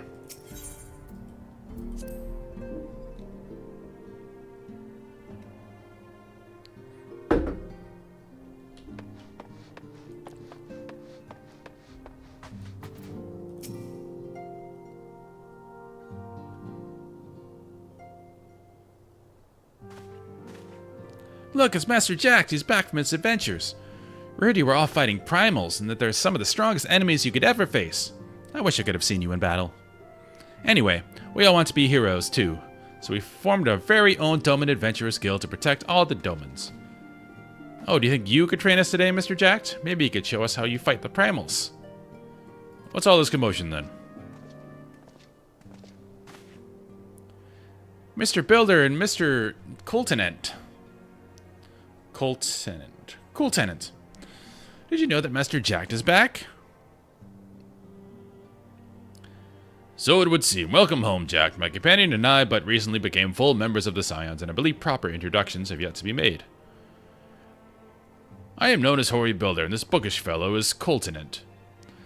Though we remain largely unproven as adventurers, we have taken it upon ourselves to instruct the Doman younglings in the arts of combat. I told you, Mr. Boulder, we are not younglings anymore. We are adventurers. And we were just asking Mr. Jack if he could give us some special training. I think we're ready to hunt monsters alongside him, don't you? Well, you've certainly been diligent with your drills, but I'm afraid the fiends of Mordona are still ever so slightly too dangerous for you. I have a counter-proposal. What if I were to cross swords with Jack? A demonstration of skill of arms, if you will. Hori, if I didn't know better, and I do, I'd say you were merely seeking to test yourself against a legend. Ah, well, mayhaps I am. What matters the motive when the children stand to learn so much from the lesson. What say you, Jack? Would you consent to spar with me?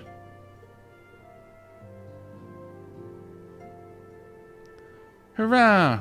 We're to have a tournament. Come on, everyone. We must prepare our gear for an outing. I want that armor, though. It's probably paladin armor. Do try not to disappoint them. Have faith, Coltinent. I shall summon every ounce of my strength to make this a worthy contest. The fields to the east of town should prove suitable for our purpose. I very much look forward to our bout.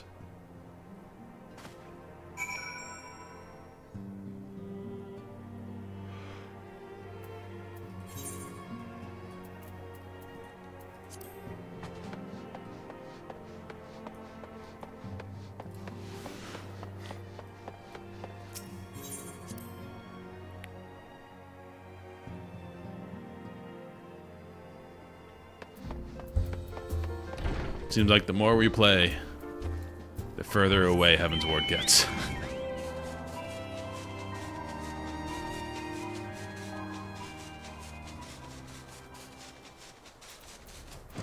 I'll even fight you as a bard. 'Twas good of you to agree to this, Jack. I trust you are ready to begin.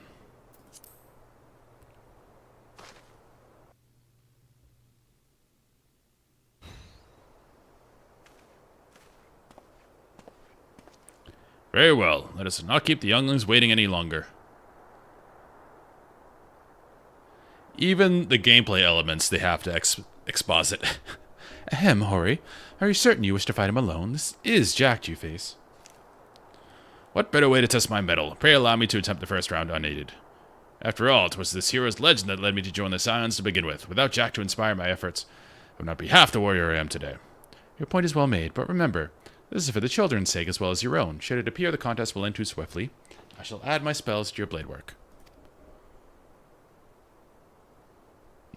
Hello, you haven't begun yet, have you? It's Ida. What? Who are these people? When I heard about your sparring match, I told everyone I could find. Thought you could use a crowd to cheer you on. Yes, and there's still more to come. When I mentioned Jack's name, the reaction was quite enthusiastic. Why, my own popularity seems but a sickly shade in comparison. You'd best claim victory, bringer of light. Your burgeoning reputation is at stake. Well, our teacher won't be beaten so easily. He's a master swordsman. You can win, Mr. Boulder.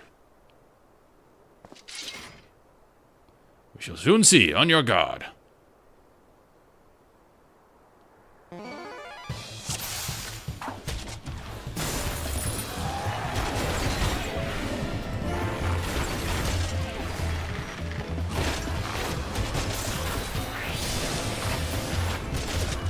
Why did I deselect him? Oh. That was it. Such power that the tails barely do you justice. Mr. Boulder won't lose, will he? It's not over yet, it can't be. Aye, the children have the right of it. It's time I join the fray. On your feet, Hori.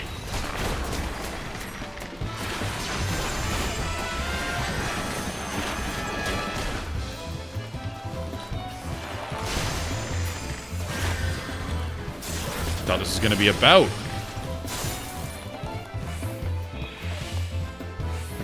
No, he looks hurt. Mr. Jack is so strong, but you can't give up, Mr. Boulder. Can't disappoint the younglings.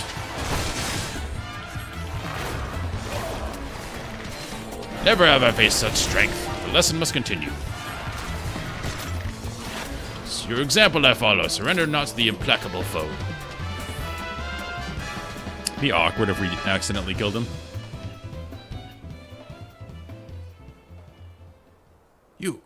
You have bested me. I yield.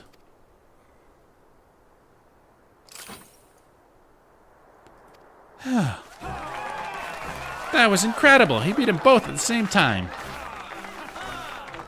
We knew you couldn't lose, Jack. None can defeat the Guardian of Eorzea.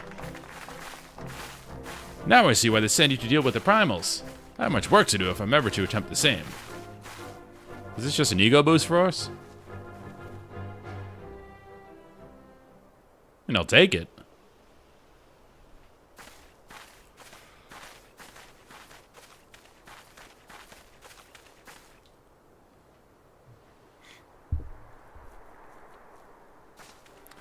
Impressive as always, Jack. 'Tis ever a pleasure to witness the spectacle of your martial prowess.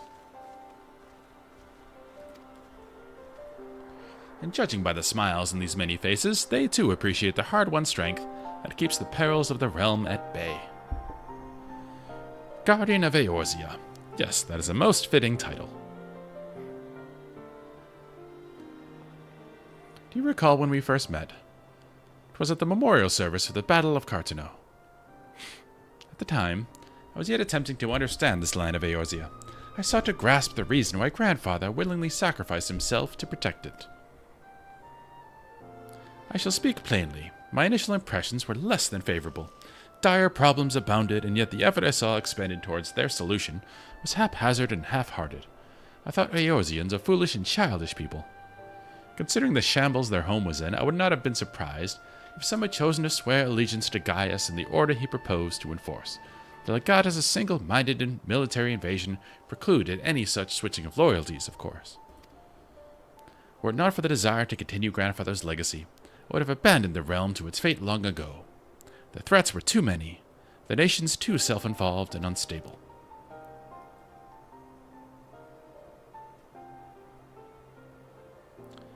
"'Twas you who could stop looking at me like that, Alphanon.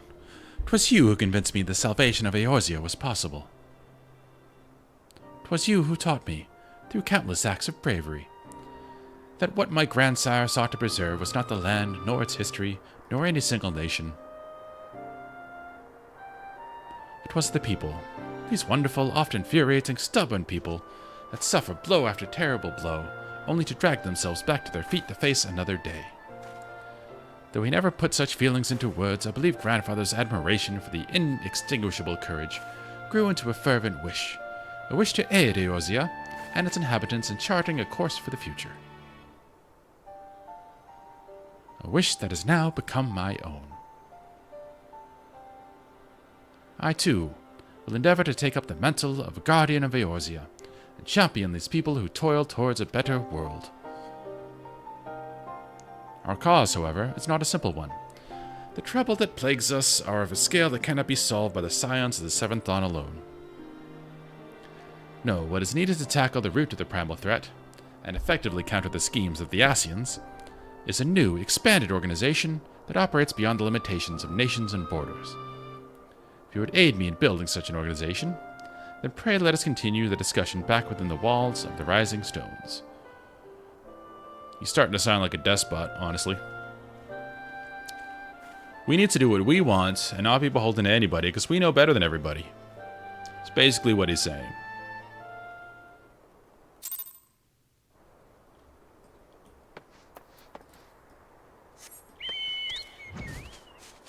That's why they thought that the people that want power are typically the ones that shouldn't have it. If you think you have all the answers, that probably means you're wrong and your ego has grown way too far.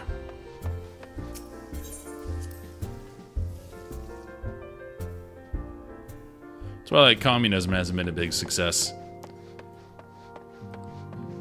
Because everyone thinks, well, if, and deep in their heart is like, well, if I was the one in power, everything would be great, thinking they aren't corruptible. Like everyone is. I think that's what they're working towards with Alphino. That, hey, we need to stop being beholden to all these silly people who think they know what to do. We know what to do. Like, well, probably not. Thank you for coming, Jack. The world shifts and alters, and we, my friend, must ever be one step ahead of the chaos. What I propose is the formation of a new organization, a group that shall pave the way for a truly united Eorzea. I don't know what these do.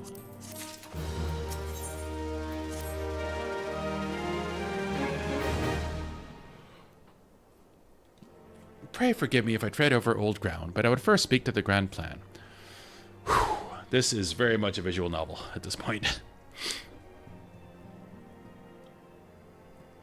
Since the advent of the seventh astral era, the leaders of the three nations have been deliberating over an accord that seeks to bring the disparate forces of Eorzea together into a single entity. It seems like they threw in that fight just so you'd have something to do between all this exposition. They wrote it all out, and they're like, wait a second. The player hasn't done anything in like 35 minutes. We should probably break this up. Throw in a bout with the kids. Okay. Sounds good. Because my goodness, this post-Realm Reborn stuff just goes.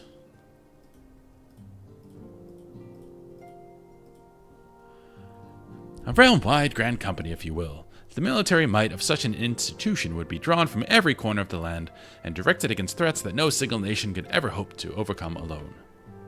Yet while the purpose of this hypothetical organization is undisputed, the logistics of its formation have become the source of endless debate.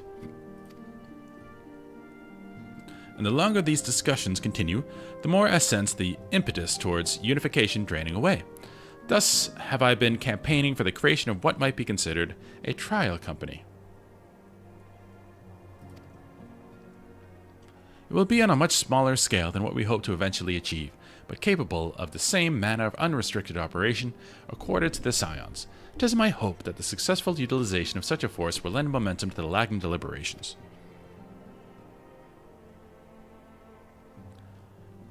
Also, being a primarily military outfit, I mean to assuage fears of its misuse by placing the fledgling organization under the authority of the antecedent.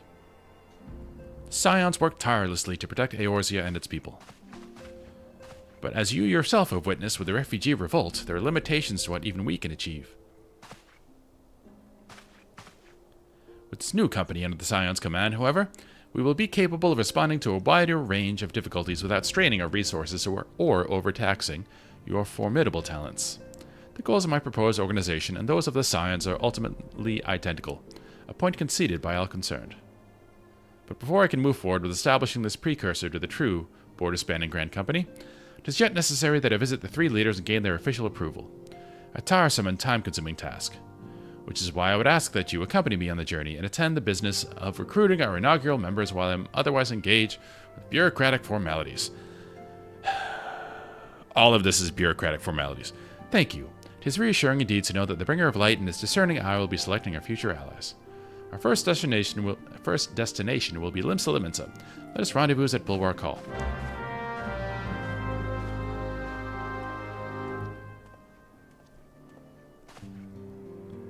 This must be where most people fall off. Because I love story. The story of A Realm Reborn before the celebration when we defeated all the primals was great. This is just... So you want to read a book before you play the next expansion. That's what we're going to do. Wonder if anyone's done a word count on this.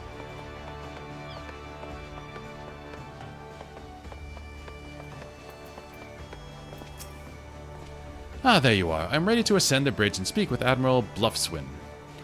While the Admiral and I are finalizing permissory boundaries and signing parchments, I would have you begin the recruitment process in earnest. I have, of course, endeavored to spread the word of our organization through various channels, but I believe a personal approach will reach many who may otherwise remain ignorant of the opportunity.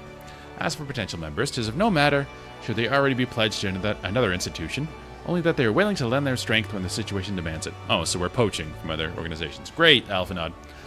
And you needn't range into the countryside. The upper decks alone are populated with sufficient candidates to suit our purpose. Once you are satisfied with your recruiting efforts, meet me at the airship ticket counter that we might prepare for the next leg of our journey.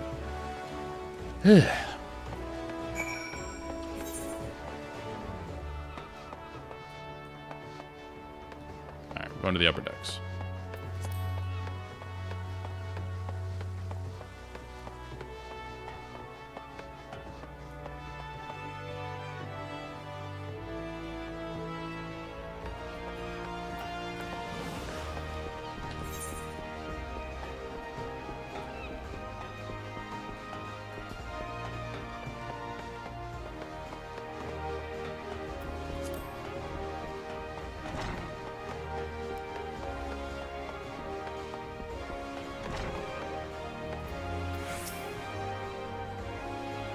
An organization with the freedom to operate with territorial impunity.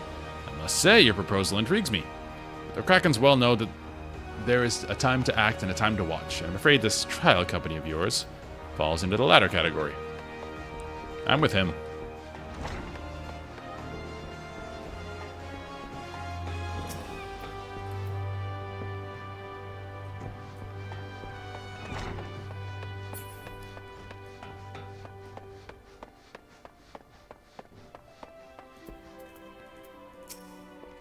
Master Alphinaud's new organization. Yes, I had heard of the formation of his trial company was in the offing. It is with regret, however, I must decline your invitation. As commander of the Yellow Jackets, the protection of Limsa Lemensa must needs receive my full attention. At least some people are sensible here.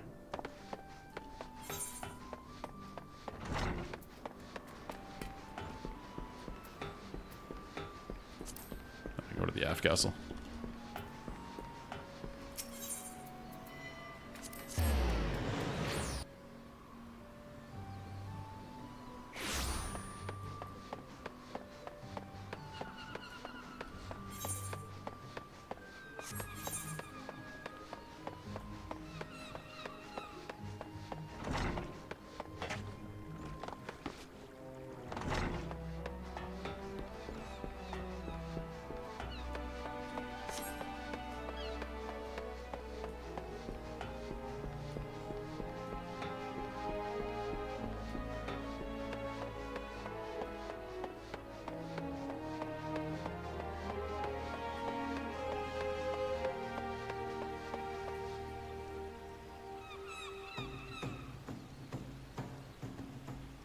Guys just chilling.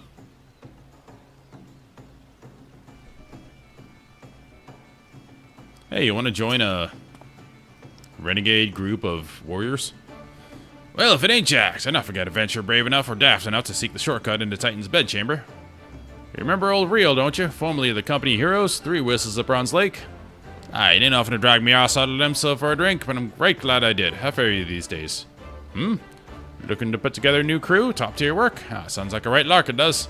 Alrighty, count me in. The Heroes may have gone their separate ways, but I ain't ready to climb into my grave just yet. So we have 1. It's bad, I'm hoping for this to fail.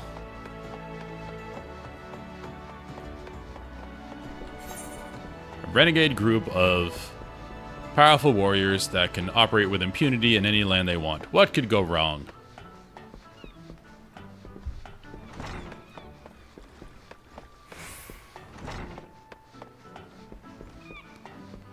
Reminds me of another Wheel of Time thing, the Children of the Light. This group of, like, basically crusaders who seek to fight the dark and uphold the light and all that. And basically they, you know, whoever fights for the dark is whoever they say fights for the dark, so they can pretty much do whatever they want, and everyone hates them. And they go from land to land just being douches. That's what this sounds like. Precursor to United Eorzean Grand Company? Well, I do admire the scope of your ambition. My responsibilities here at Neldic and Vermelius keep me close to the Forge. I've not the time to be traipsing hither and yon across the realm. Should you require my skills as an armorer, however, I might be willing to accept some special commissions. Oh, so she's like, alright, I think it's stupid, but I see some money in it.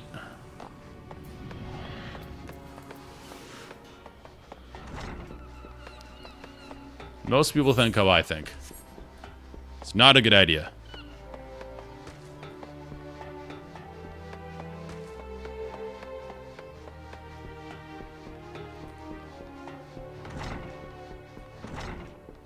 Again, my biggest complaint with this game so far.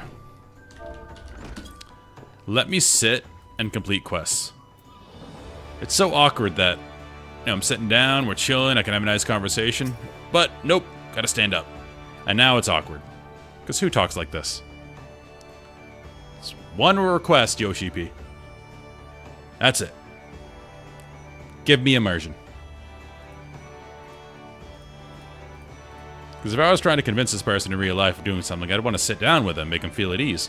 Not walk up to them like this. Eh? Who in the bloody hell do you think you're talking to, Drylander? I'm a pirate, not some sodden knight in shining plate. If you're looking for a self-righteous fop, try knocking on that dandy Carvalian's door. She's great. Alright, we gotta go to the airship landing.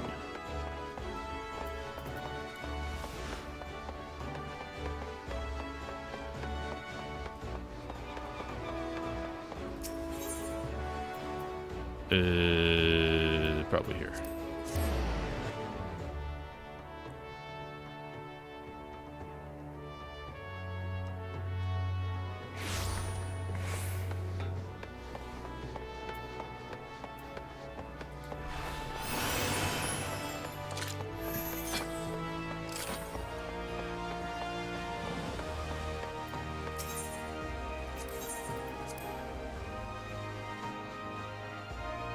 I like to think my character is embodying my thought. This is a dumb idea. And maybe not putting forth the best effort in recruiting people. Jack, your recruiting went well, I trust. I'm curious as to how my proposal was received with the rough and ready folk of Limsa Limensa.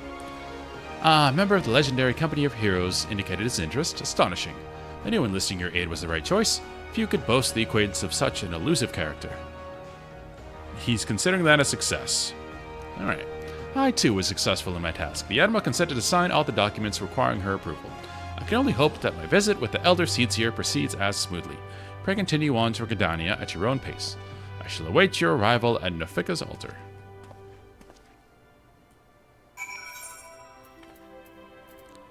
Let's ride the airship. We're here.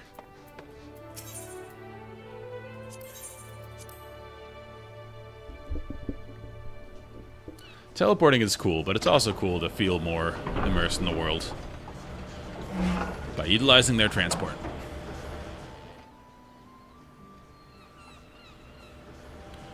But every time I've flown on an airship, it's been very inefficient business-wise. I'm the only one on there.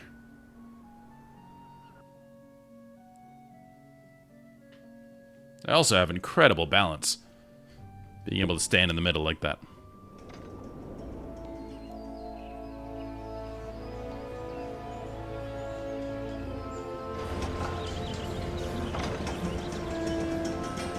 Another thing I love about Classic WoW, you have to go everywhere.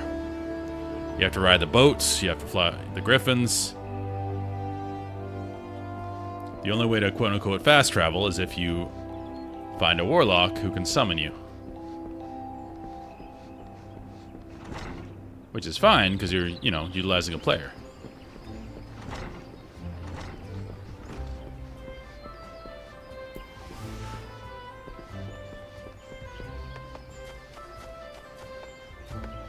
But if they wanted to take teleporting out of this game, they would have to cut down the quests a lot.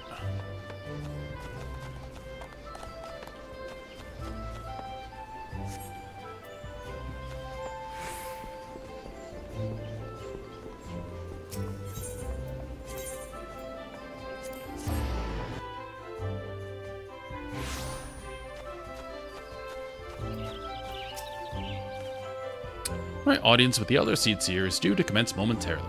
I would be grateful if you would once more seek the task of recruitment here in Gridania. After you deem the well of potential candidates has run dry, let us rendezvous at the airship ticket counter as before. Okay.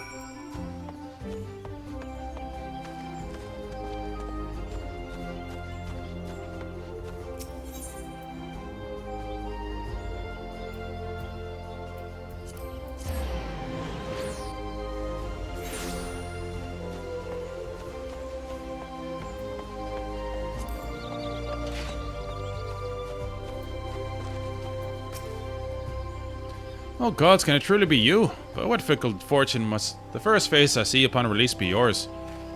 Could it be that you don't remember me? It is I, Laurentius, the man whose crimes you exposed. I was a whaler and a regular patron at Buscaron's. Yes, I remember. Well, of course you do. I was beginning to wonder if the jail had changed me more than I realized. Not that I have any particular wish to be recognized after my shameful conduct. The less said of my past, the better, I suppose. And what of you, adventurer? What business brings you to this part of Gridania? Recruiting, eh? What is your policy in reformed convicts? This matter stand, the Wood Whalers will have naught more to do with me. This may be just the second chance I was looking for. Revenant's told you, say. I shall leave at once. You shall not regret this, I promise you. I'm a changed man. Okay. So the only people we're finding are the ones who just want adventure and the convicts who want to make people think of them more highly. Basically. We're doing well. Miscreants and vagabonds.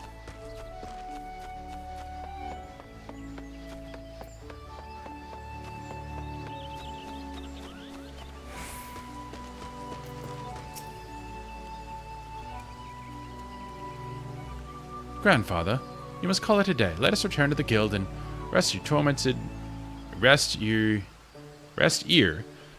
back gives up on you for good. I'm terribly sorry. We were just... Oh, Jack, is it? It has been some time since our paths crossed outside of Copperbell Mines. Why, you were barely more than a novice adventurer then, but look how far you've come. Mother Mune tells me 'twas you who felled the fearsome Black Wolf. And now you seek stout-hearted souls to fill the ranks of a new order. Well, your cause is undoubtedly just. A male companion here would be much relieved to see me in good hands. Yes, I'll do it. This is the very thing I've spent my entire adventuring career working towards. I shall join your company just as soon as I've seen Isildur back home. Don't know if that was his name, but we'll go with it.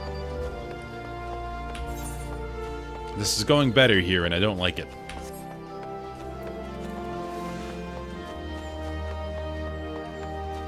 Oh, this is the sad butler from the manor dungeon.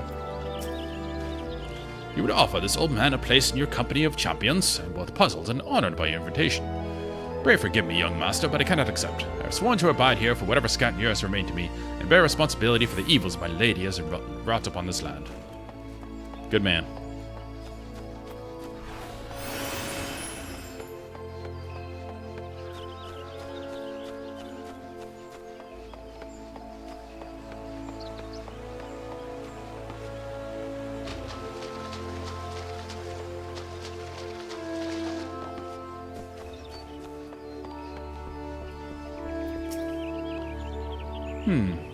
It's not often a guild officer such as myself gets recruited. This company of yours certainly sounds to have some promise, but its duties appear less than focused. I must refuse your invitation till such time as your organization is more organized. Makes perfect sense.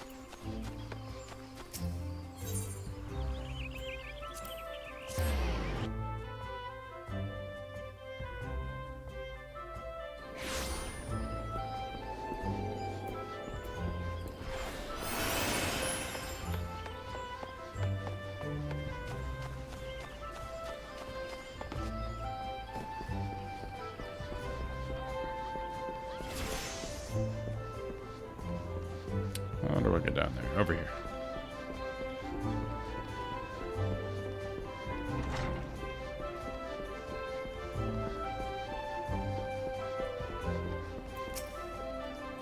What news, Jack? For my part, the Elder Seedseer was most amenable to our requirements. A former wood whaler and a seasoned adventurer, our company will not lack for variety, that much is certain. An interesting harvest indeed.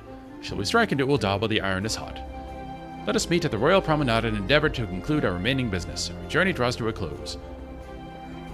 Okay, Sultana, you gotta be smart enough to know that this is a bad idea.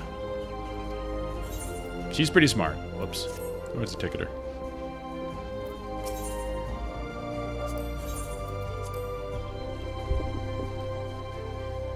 Between her and Reborn, they have to see how dumb this idea is. I know this is gonna crash and burn. I would love if they turned Alphina into a despot who just traveled around with an iron whip, declaring how things should be done. That'd be perfect for his character.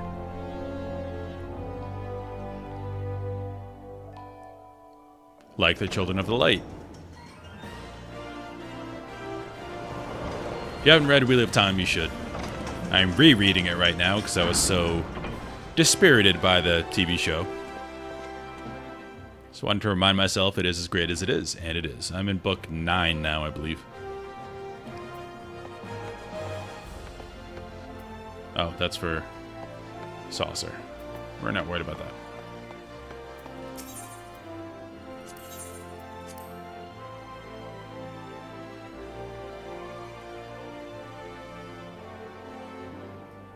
Oh, it's not what we wanted.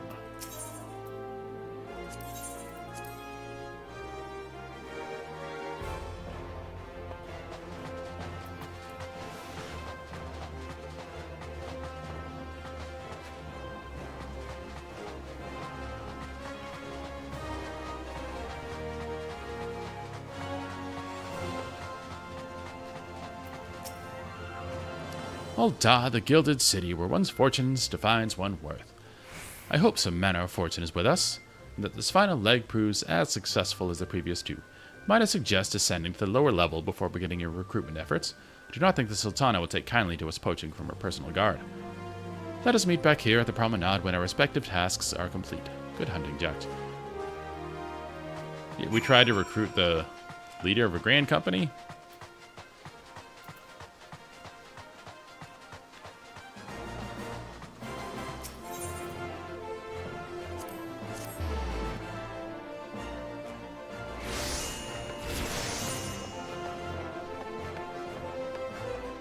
Oh. I don't know this city.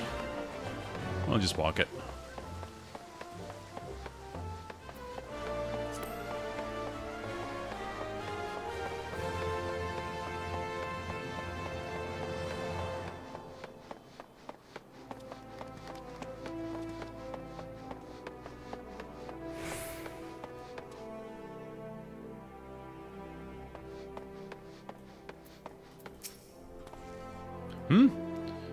Wait, you're the man who came to Little Alamigo looking for that masked devil. Who knows what might have happened if you hadn't? I'd probably be dead. And a whole lot more of my friends besides. We were such fools. Any road, that disaster really got me to thinking about our homeland and about the outsider who saved us from ourselves. I realized how easily I'd been manipulated and vowed to make myself a more worldly man, so here I am. A new company of champions. And you say it will take me to all corners of the realm. That sounds exactly like the kind of opportunity I need. And don't worry, I'm not the stripling you met in Little Alamigo. I've prepared myself to fight the evil I know is out there.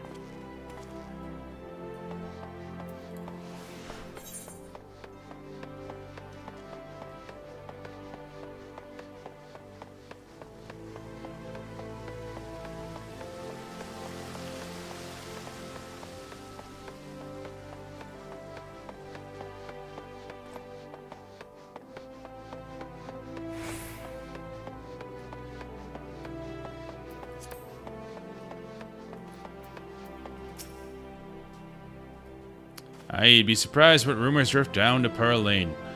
I know of this glorious new company of yours and just how far I'd go to avoid getting involved in it. Whispers on the streets say your organization is funded by corrupt coin, by syndicate money. If you think you're recruiting for a just cause, then you're a bigger fool than I took you for. I'm with him.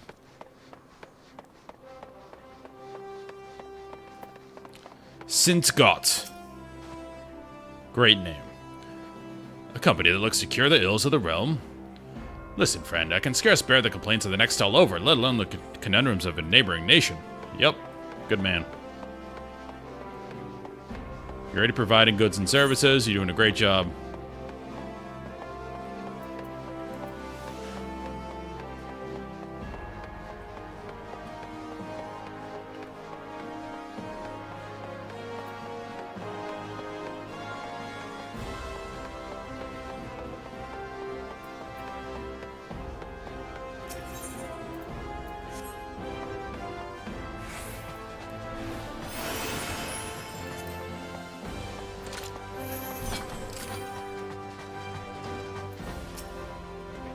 I'm sorry, you wish to recruit me. Is this some new-fashioned manner for propositioning a lady? Well, I'm afraid you're wasting your time. This lady is already spoken for. Good day to you, sir. All right.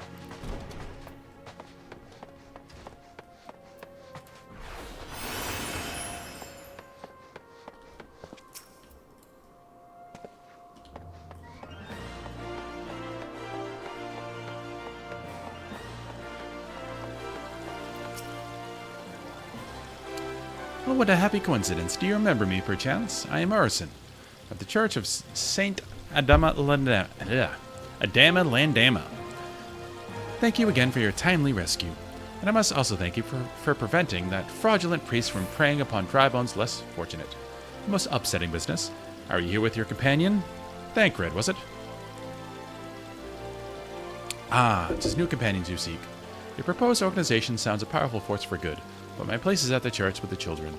Nevertheless, I wish you well in this undertaking. Smart lady.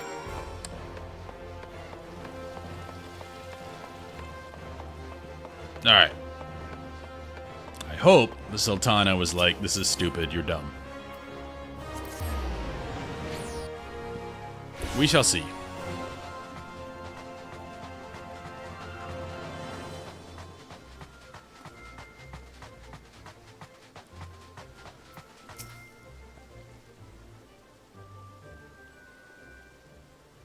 How fared you, Jack? What hidden gems did the streets of Ul'dah offer up to your unrelenting gaze? People called it dumb. A single Alamegan youth. Well, you've certainly given us an admirable start, even if our ranks are yet somewhat thin. These troubled years following the calamity, talk of Eorzea's salvation must seem akin to grasping at clouds. But there are those who have risen to the challenge nonetheless, and the hope that inspires these people was born in no small part from the victories you yourself have won. Thank you, Jack. I will not squander this precious gift you have placed into my keeping. These recruits will become the foundation of a new beginning. And yes, we are free to begin. As you have no doubt surmised, the Sultana also graced my trial company with her blessings. No! Our first wave of recruitment is over, the documents signed and the finances secure. There was naught to prevent me from taking the next step. You were concerned by the syndicate's involvement, as was I. Thus was the origin of every coin of their contribution carefully scrutinized and recorded. This organization will not be built on corruption. Too late, you already took their money. Naturally, I would prefer not to rely upon outside sources at all, but even my family's substantial coffers could not sustain the venture of this magnitude. And as for the rumors and doubts surrounding this enterprise, well, such things shall plague us until the company has had a chance to prove its worth.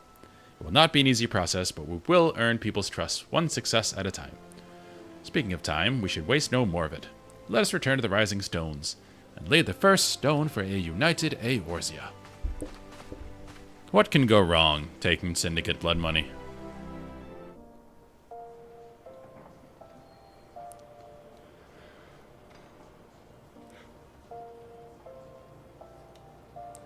We know already that basically fomented a staged revolution, staged riots, and now we are relying on them for this. Great.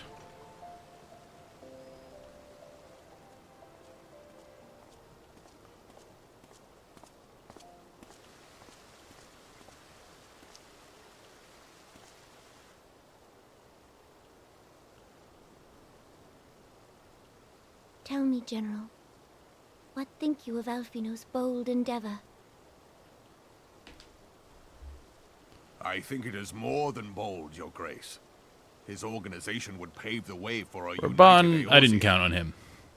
Well do I understand his He leads with his face. Since facing the common threat If of you know the what I Ultima mean. weapon, our nations have seemed farther apart, not closer together. Glad the Considering Sultana many is doubting problems we Alphinaud. face, should we not be glad that someone else is taking the initiative? Because I dislike We Alphinaud. have all pledged our cooperation, yet the grumbling continues behind closed doors. Ul'dah is not alone in her duplicity. I myself have doubts as to the good this organization will achieve.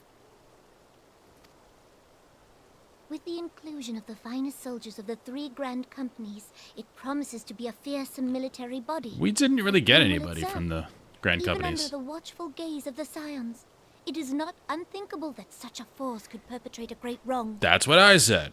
Does it not concern you that a significant proportion of its financial backing came from the coffers of the Syndicate? That those unprincipled worms might forge this extraordinary Preach, gathering of sister. warriors into a private army? Finally. Trust in the Scions, Your Grace. Listen to They the have spared us Sultana. no end of trouble at the hands of the Primals. If they seek reinforcements, I deem it unwise to deny them. Shut up, Reborn. As for their finances, full many gave generously. And though our nobles proffered a sizable sum, their coin did not spill from the pockets of I like you. Burrito and his cronies. But you're wrong. And what of the presence of our stalwart adventurer friend in this endeavor? I doubt the warrior of light would betray our cause. I have no choice in the matter. I'm the hapless main character. Yes, there is that, I suppose. Oh, they're putting this on us? Yet I have known people No. to change. Whether we will or no, the events of the age hurl us this way and that, like a dust devil skipping across the sands.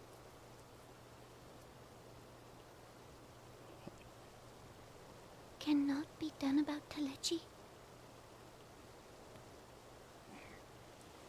I have explored all avenues available to us, Your Grace. But as Ul'Dan law now stands, we lack the evidence to convict him of any crime. To arrest him on spurious grounds would only play into his hands.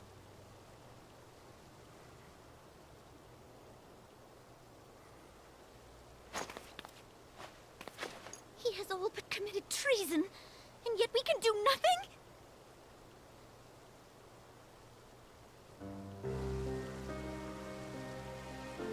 Then what good our government? What worth the royal house? How deplorable this mockery of justice!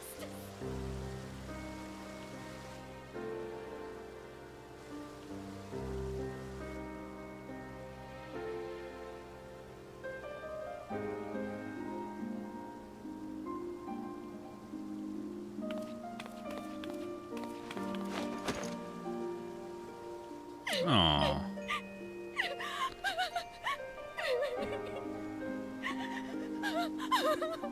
Have faith, Your Grace. It is not over. I mean, on one hand, you don't want your ruler to break down like that. On the other hand, it's Reborn, so she's probably okay with letting her emotions get away with her in front of him and nobody else. Alright, we're getting better scenes now. Less visual novels. That was good.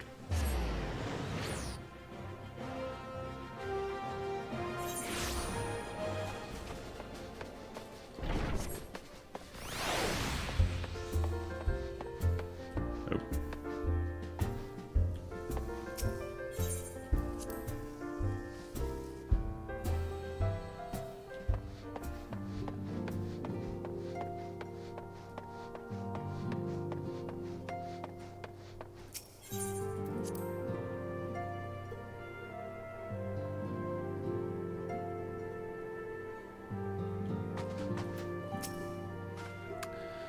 It is not a journey I soon wish to repeat, but I cannot pause to rest. The culmination of all our effort is at hand.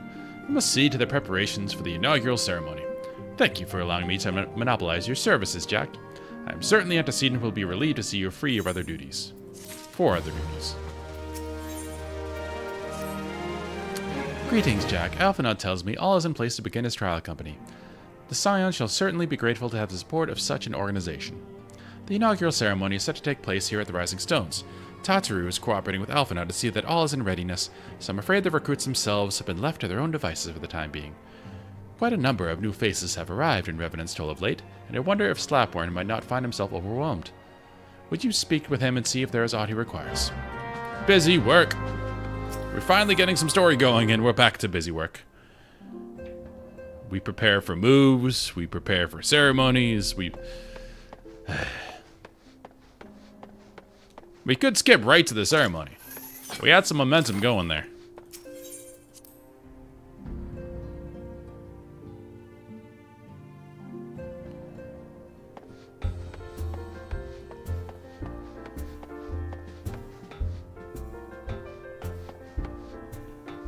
I had to see where that sound effect was from.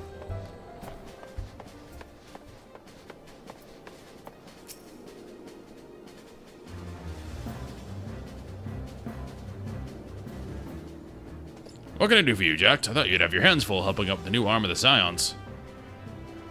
Ah, barely noticed your recruits arrived. It was barely a trickle compared to the flood of treasure hunters we have passed through here every day. But I appreciate your offer of aid. It's more your burden that concerns me. I'm told the trial company will answer directly to the antecedent, so trust that means less work for you in the long run. Slapborn, the shipment, we couldn't... Godswoman, what befell? We were bringing a shipment to Revenant's Toll, provisions earmarked for the frontier effort. But as soon as we sought to cross over into Mordona, we were set upon by brigands. I believe they may have been heretics. There were many, too many. We only escaped with our lives by abandoning the supplies. Pray forgive us. There's naught to forgive. Provisions can be replaced, but smart soldiers are hard to find. Take your rest and I'll have someone tend to those wounds. What to do? If heretics are involved, this is to be more than a case of simple thievery. Ishgard will need to be informed. Whence did these supplies originate? House Fortem's. We collected the provisions from Camp Dragonhead proper. Understood. I shall see that they are apprised of this development. Jack, were you not on good terms with the Knights of House Fortem's? I'll be sending them a missive immediately, of course, but I would also have you travel there and offer your considerable talents. Yes, I realize I contradict my earlier hopes to lighten your load, but I need someone who can help bring this incident to a satisfactory conclusion. Our favorable relations with Ishgard are far too important to risk half measures. Thank you for your understanding. I'm certain Lord Horsefant will be glad of your assistance.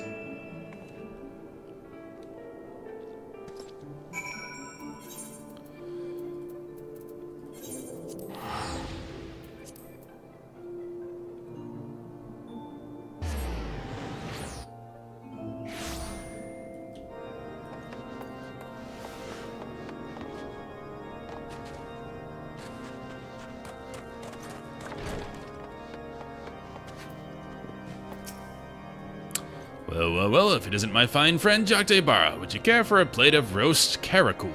Some mulled wine? No? I see you've not come into my hall merely to escape the biting cold. I was, in fact, on the verge of opening an urgent missive from Revenant's Toll. I suspect the timing of your arrival is no coincidence.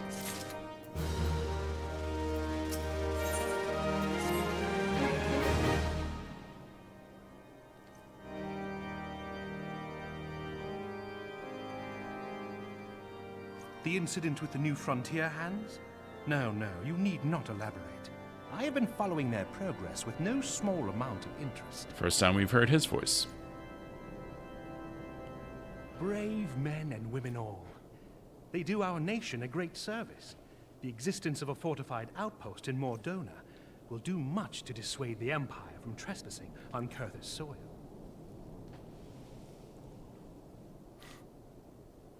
Right glad am I that you have chosen to lend your support to this endeavor. Never let it be said that House Fortom does not acknowledge the efforts of her allies. Fortom. That's how you pronounce that. 'Twas in the spirit of Sounds very that French. I arranged for sundry supplies to be delivered to Revenant's Toll. That the shipment should chance to be waylaid by heretics is poor fortune indeed.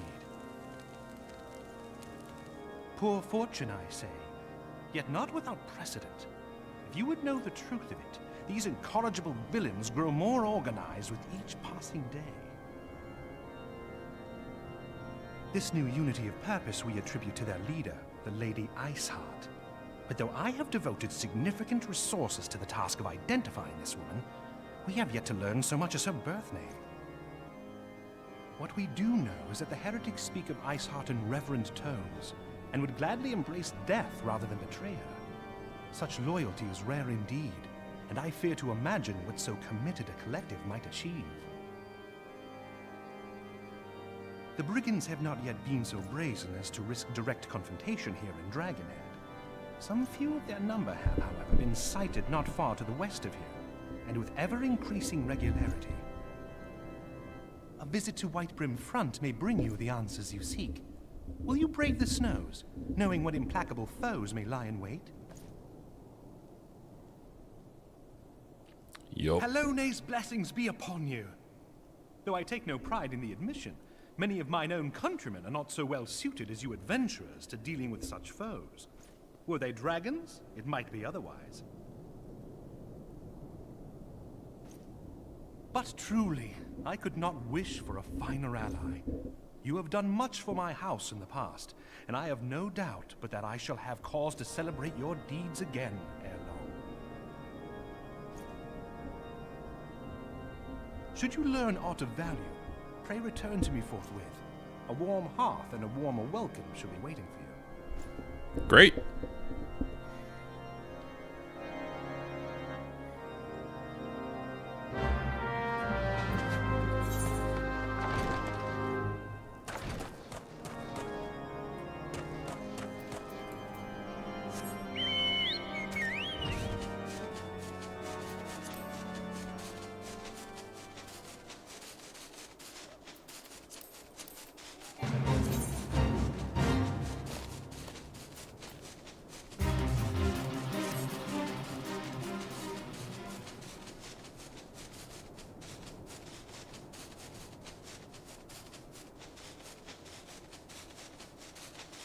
I think that's the Heaven's Ward city. Soon we're going over there. Been saying that for like 4 streams.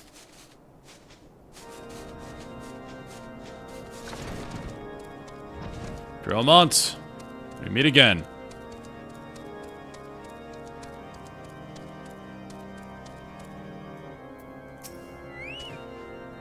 Jack, welcome. Be pleased to know that the repairs to Stone Vigil proceed apace. We shall rebuild sure and strong, that the Dervanians might batter themselves senseless against our shield in the west. I would venture, however, that matters of masonry are not what brought you to Whitebrim. The trail of a band of thieving heretics, you say? By the Fury! But you do seem to destined to cross paths with those villains. I must confess, then, 'tis a sad truth that the wilds hereabouts have indeed grown thick with their number. They strike swiftly, without warning, and are canny enough to evade our most able trackers. But 'tis not merely the newfound organization that confounds us. The heretics themselves seem somehow change. I know not what matter of influence this Iceheart wields, but the men we face seem utterly lost in their grip of righteous fervor. 'Tis an unsettling and unnatural zeal.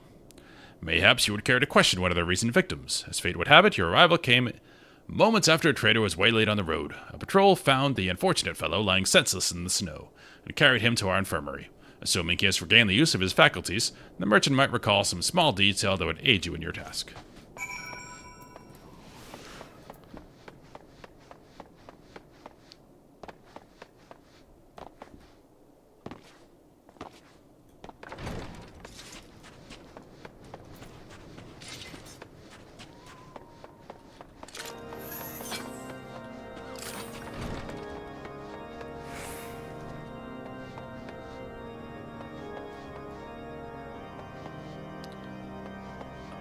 Upstairs.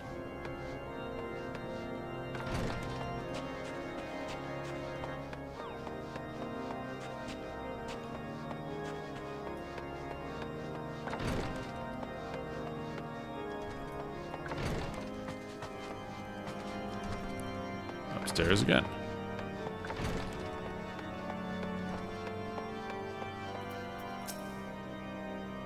Tell you what happened? Of course. I'm quite recovered enough for that. Anything to help catch those cowardly blackhearts. I was traveling my usual route to Whitebrim front when a sudden blow sent me reeling. Next thing I knew, I was on the ground and several heretics were rifling through my cargo. Arms, armor, crystals, they were taking everything. 'Twas then that one of them noticed my bleary gaze and stalked over to better acquaint my head with his mace. Before darkness claimed me, however, I distinctly heard the words, "Return to Snowcloak." I dare say that is where they were hauling my goods, but you'll not catch me rushing off in pursuit. They tell me 'twas a miracle I survived it all, and I'll not trust my thick skull to save me a second time. Okay. Rough times.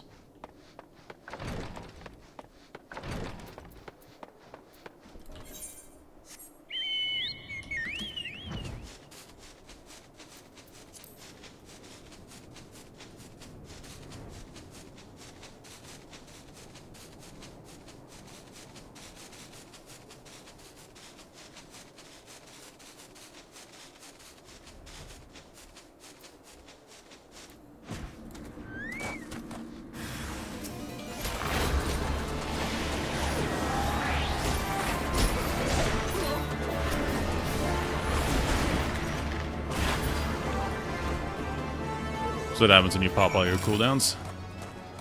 Dead in 2 seconds.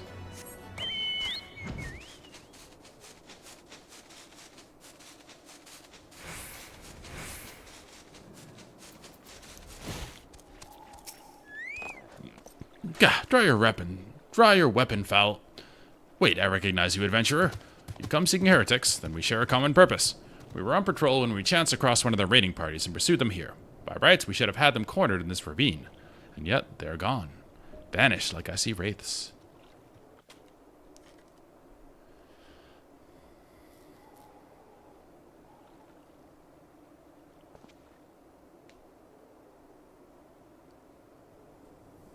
Iceheart, I presume?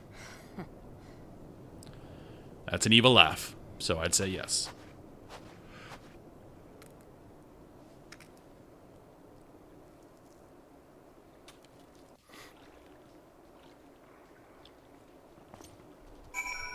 Alright. You glimpsed a woman atop the cliff. Could it be Iceheart herself, come to sneer at our folly? And to where did she disappear? The heretics must have discovered a passage through the frozen wall. Some hidden tunnel that escaped our notice. We have not the men to risk further investigation. It would be best we were to return to Whiteburn Front to lay our suspicions before Lord Drillmont.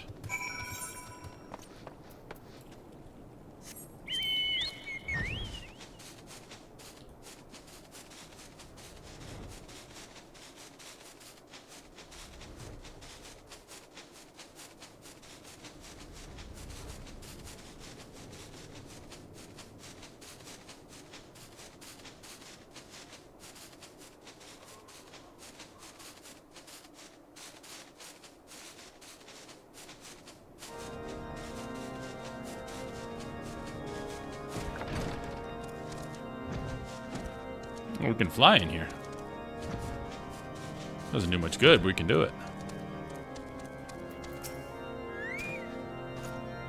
Jack, it appears I owe you my thanks once again. The surviving knights spared no detail in their report. The men you found out near Snowcloak were some of my finest. They should be bested so handily.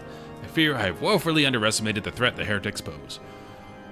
While I understand you might balk at the notion, I must ask that you put aside your mission and consider the stolen provisions lost to us for now. It would be ill-advised to blunder unprepared into what may well be the very lair of our enemy. Pray return to Dragonhead and inform Lord Horshaphant of your discoveries. He will wish to plan contingencies of his own. As for Iceheart and her fanatics, the freezing heights of Snowcloak will not shield them from our justice for long. That's right. What's up, Chris?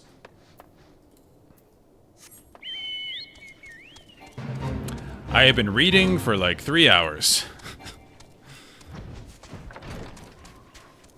This is apparently is where the game slows down a lot before the first expansion.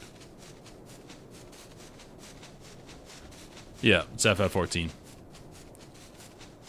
Where I am now is did like the main story. We completed A Realm Reborn, and this is all the stuff that was added in patches pre-Heavensward. Which probably wasn't bad when it came out because they released it over a period of time. But going through these stories one after another, it's like a visual novel that I don't really play much in. Like, the story was great up until that point.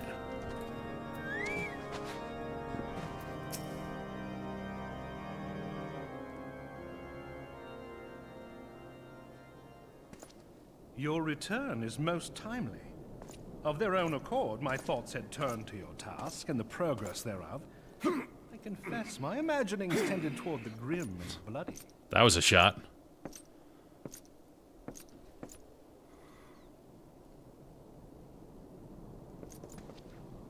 But you are here now, and I suspect such frivolous wonderings do little justice to the reality of your travails. Tell me, what did you learn of Iceheart?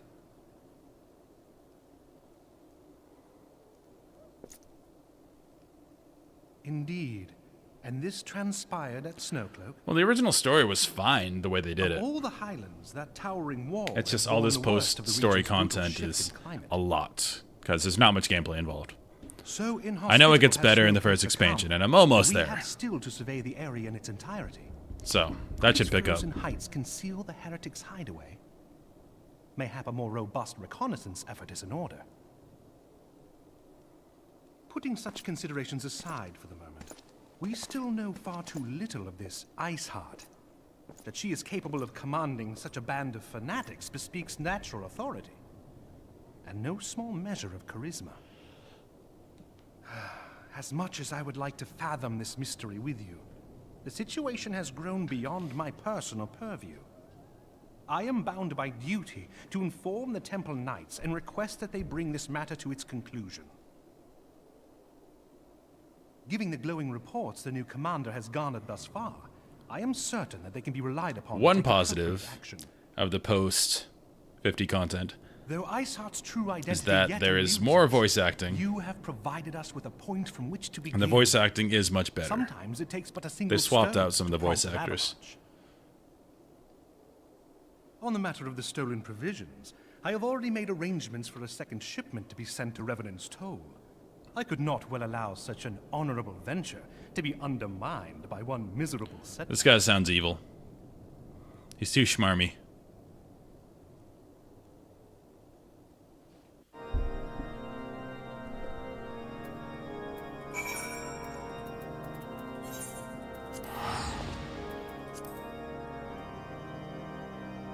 What's up, buddy? He's got a good look.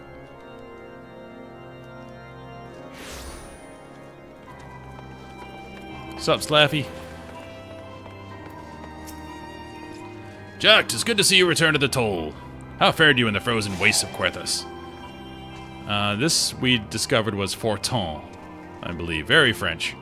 House Forton is to send us a second shipment. I must send thanks to Lord Horshaphant for his continued generosity. Demise, thank you for the tier 1. You're my second 2-month subscriber. My buddy Aaron beat you to it. Thanks though, man. I do appreciate it. I don't know if you saw this morning, we did beat Odin earlier. So I suppose Odin is only hard mode. Not Odin.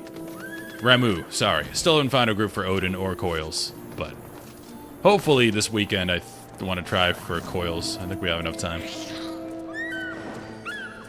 Yet, even as our town grows in prosperity, I fear it will attract ever greater numbers of those who would do us harm in the name of greed or power. All of us, Alphanauts new recruits included, must remain vigilant against such threats. What is this? Okay, zoom in on the head, please. Nah, it won't. That's interesting.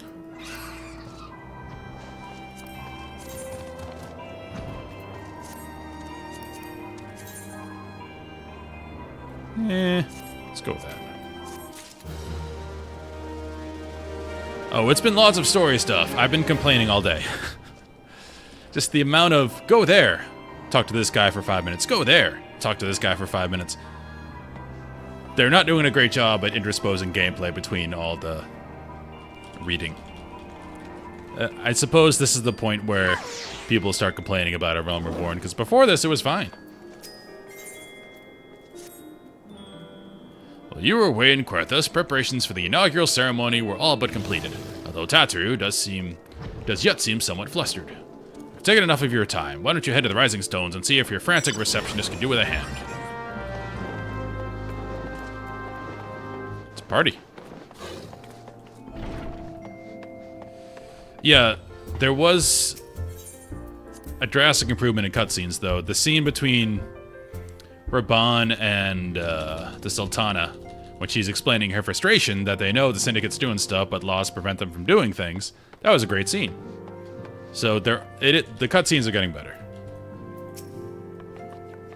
These parchments need to be sorted, and these documents, why are they even here? Oh, I'm sorely tempted to file the lot in my waste paper basket. Ah, Jack, you startled me. You would wish to lend a hand? Splendid. Not really. Would you be a dear and hand these uniforms to the new recruits? They're scattered about Revenant's Toll, and I haven't the time to track them all down. These recruits know to don their garb immediately and assemble here in the Rising Stones. You want to report directly back to Alphino if you don't want to miss the ceremony. I wonder if the Scions will ever have matching uniforms. A well-funded organization is a well-dressed organization, I suppose. Okay. Again, whenever I talk to Satoru, I hear... If you've ever seen Preach Gaming stuff, when he played through this game, I only watched his Realm Reborn stuff because I didn't want to be spoiled. But his Tataru voice was like a chain-smoking Cornishman. And I don't know if you guys have ever seen Preach Gaming stuff. When he played through this game, I only watched his Realm Reborn stuff because I didn't want to be spoiled. But his Tataru voice was like a chain-smoking Cornishman. And I don't know if you guys have ever seen Preach Gaming stuff. When he played through this game, I only watched his Realm Reborn stuff because I didn't want to be spoiled. But his Tataru voice was like a chain-smoking He's like, all right, I'm gonna say what that is. That's what was his tattered voice, and it was delightful. Those who believe this company will see no riches are short-sighted fools. The giving of oneself is an investment in the future. Thus did I sign my name to the cause. These uniforms were a splendid idea. Once our organization has made a name for itself, there shall be a wealth of plenty in selling replica costumes to the adoring masses. Again, I'm of the opinion this organization is a terrible idea. Military force beholden to no one. What can go wrong?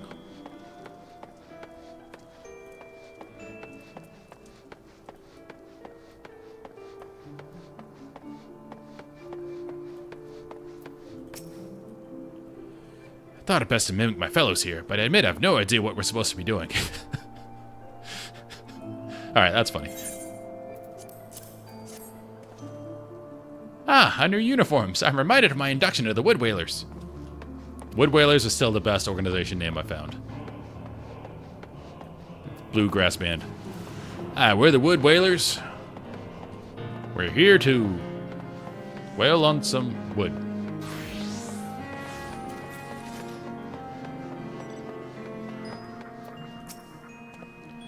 The scarlet garb marks me as a proud member of the Maelstrom and a hardy defender of Limsa Lominsa. Yet in truth, I stand for the betterment of the realm. And the thought of this new company a fine opportunity to contribute on a grander scale. And we did find out that this new venture is funded by the Syndicate, which should raise red flags, but Alphinaud is blinded by ambition, let's say. Oh no, that's a striking shade of blue. Put alongside my Maelstrom uniform, my wardrobe will certainly not lack for color. Okay.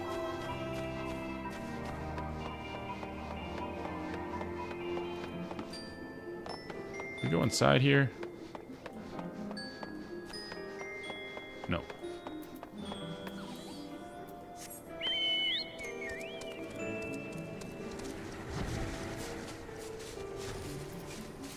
Wait, didn't she say she wasn't coming? Huh. Isildur has at last retired from the adventurer's life. Though I shall miss his wisdom and irrepressible spirit, I'm excited to forge my own path forwards. Ah, yes, the uniform. Thank you. Truth be told, the thought of pledging myself to such a lofty organization is somewhat intimidating. Yeah, this is going to go horribly wrong. I can sense it.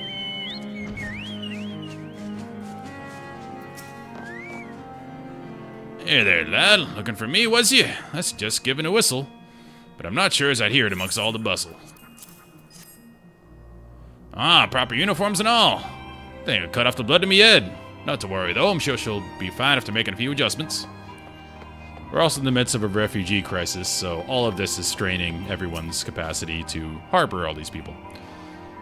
Little Alamigo could learn much from Revenant's Toll. This town can be so alive in the midst of such desolation. I've never worn aught quite so voluminous. That does not make sense as a sentence. Well, I'm sure I'll grow accustomed to the extra cloth in time. It's missing a word there. I've never worn something so voluminous. Where are you? Hello. This is a Gridanian, so she's Irish. Talk to Barra? Gods, I did not expect to meet you strolling about town. The tales of your prominent battles were what inspired me to come to Revenant's Toll. It is an honor to receive this uniform from your hands. I shall wear it with pride. Okay. Slayer of Titans. I'm handing out uniforms. I don't believe we met. I'm Ilbred, and I will have the honor of leading my fellow recruits as captain. Much did I lose to the calamity, and I look forward to aiding the others in rebuilding their lives.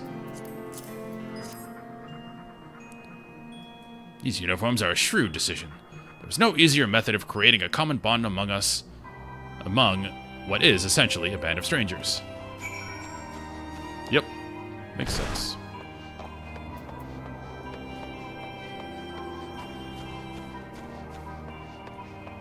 We did it, Tataru.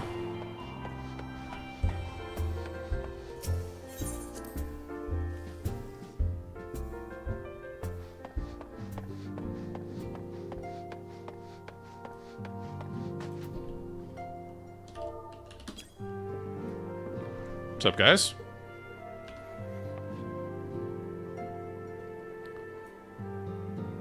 Papa Emo holding court, naturally. As he does.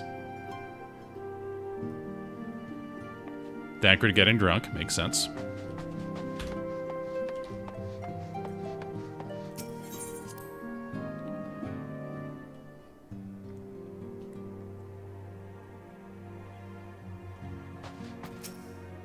Oh, yes, Jacked. Tataru mentioned you were handing out the new uniforms. I assumed you've met the rest of the recruits. Some few answered the call to arms put forth through the established grand companies and such. We are not yet an army, but there is much a small corps of elite warriors can achieve. This has happened a few times in history, like when the Pope had an army. It wasn't good. The Pope shouldn't have an army. It's kind of what they're doing, kind of beholden to no one. Did I mention I'd thought of a name for the company? Just my hope that it shall soon be known across the breadth of Eorzea. The moment of truth draws near, Jack. Once the last of the recruits have gathered, I shall make the official announcement.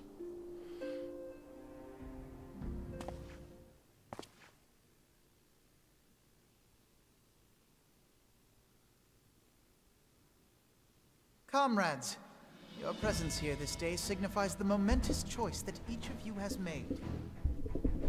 With your strength now pledged to the scions of the Seventh Dawn, you are beholden to no single nation.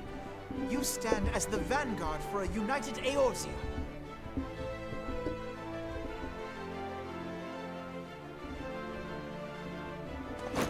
From this moment forth, I declare you Crystal Braves.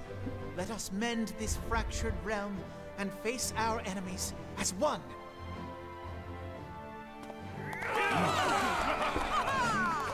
Whether it be the Beastmen and their primals, or the conflict in Carteneau, it is plain that the nations of Eorzea cannot solve the problems which plague the realm. Thus does it. This is the beginnings of a despot. Heroic souls to succeed where they have failed. Come, take your place at the Scion's All despots think they're doing the right thing, or most of them anyway. And together we shall fight. The truly for the dangerous freedom ones. of all.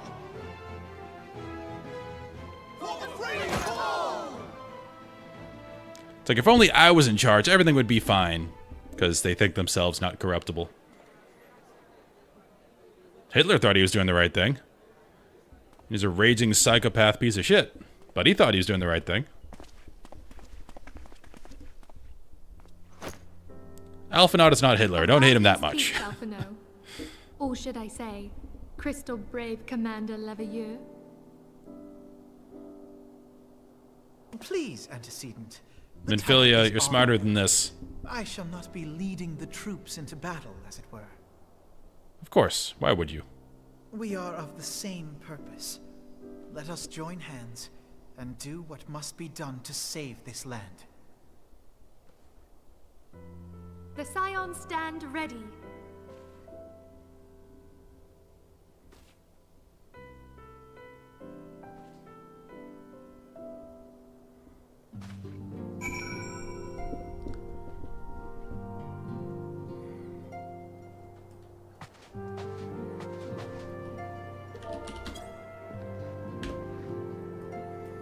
So how you been?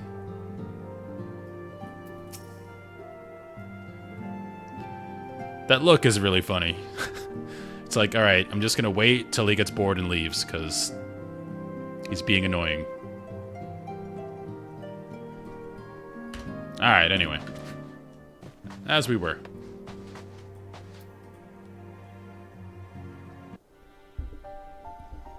I'm eager to see what the Crystal Braves might accomplish. A lot more voice acting This now. shall I do like prove that. an interesting time indeed for the Scions. Yes, I'm listening.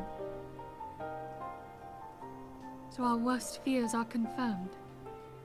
The entire Isle. Such power defies comprehension. Truly? Kryl is alive? Thank the 12. Woo! I think I remember Kryl. I see. Pray, inform me if her condition changes. Yes, I shall pass on your words to Urianger. There are Bluetooth earpieces My in this thanks. world, by the way. I shall contact you anon. When I learned of the loss of the Isle of Val, I dared not hope that my friend had survived. Seems like they Yet, by ran some into miracle, a it wall, seems she story-wise, has. and like, why don't we just give Still them all to regain Bluetooth consciousness is crystals? true, but better I'm that like, yep, than that death. works. Okay. Moving on. Putting this happy news to one side, It solves a we lot of must now problems. endeavor to make sense of the readings taken by the survey party. It's one of those things you can just hand wave, like, it's magic, whatever, it makes the story work. Anyway, moving on. The Isle's Yeah, destruction I'm a is fan of of a it. magnitude alarmingly close to that of Ultima. Could the Ascians be responsible for this devastation as well? Those damn Ascians. I wonder. Have you heard aught from the Mother Crystal since the battle with the Garleans? I have not. Then she speaks to neither one of us. Heidelin's silence portends naught but ill, I fear. It's the mystical music. Louisoix, I pray you yet watch over us. I really need to do Coils, because I want to see that story. I know it has a lot to do with Louisoix. Top hat? Absolutely, I'm taking that. What's this? That's whatever. That's whatever. We take the top hat. That is a glamour piece. That might fit with my Grand Company outfit.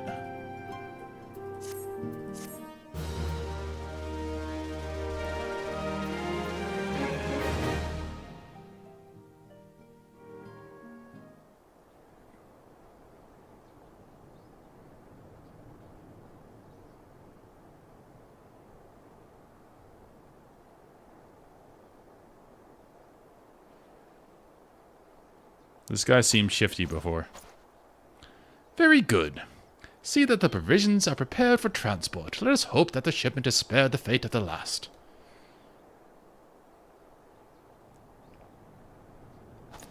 Watch, now he's going to meet with Evil Lady.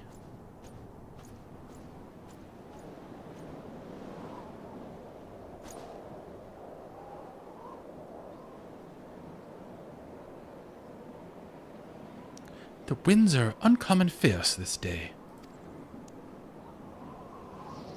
We're going there. That's Heaven's Ward town.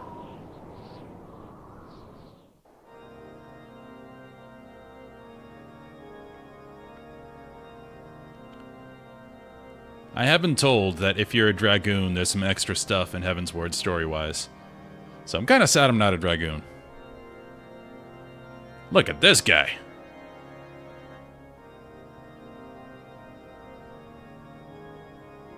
That's an outfit I want.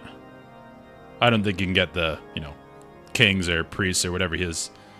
I don't think you can get his outfit, but that is baller.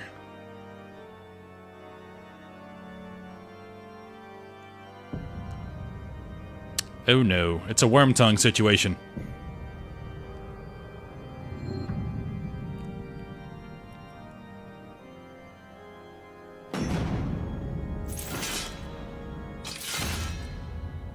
Poor Theoden.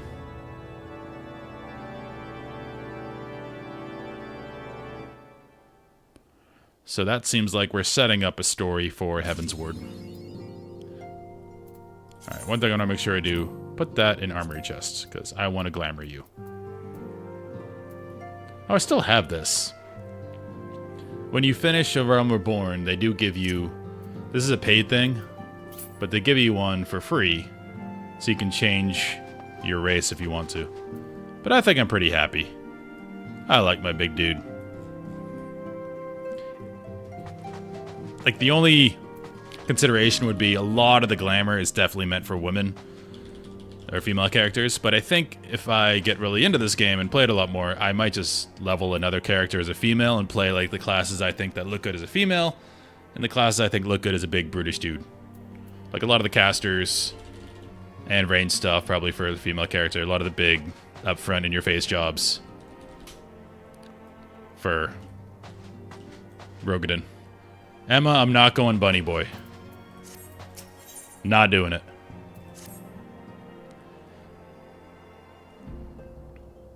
I do kind of like the dragon ladies.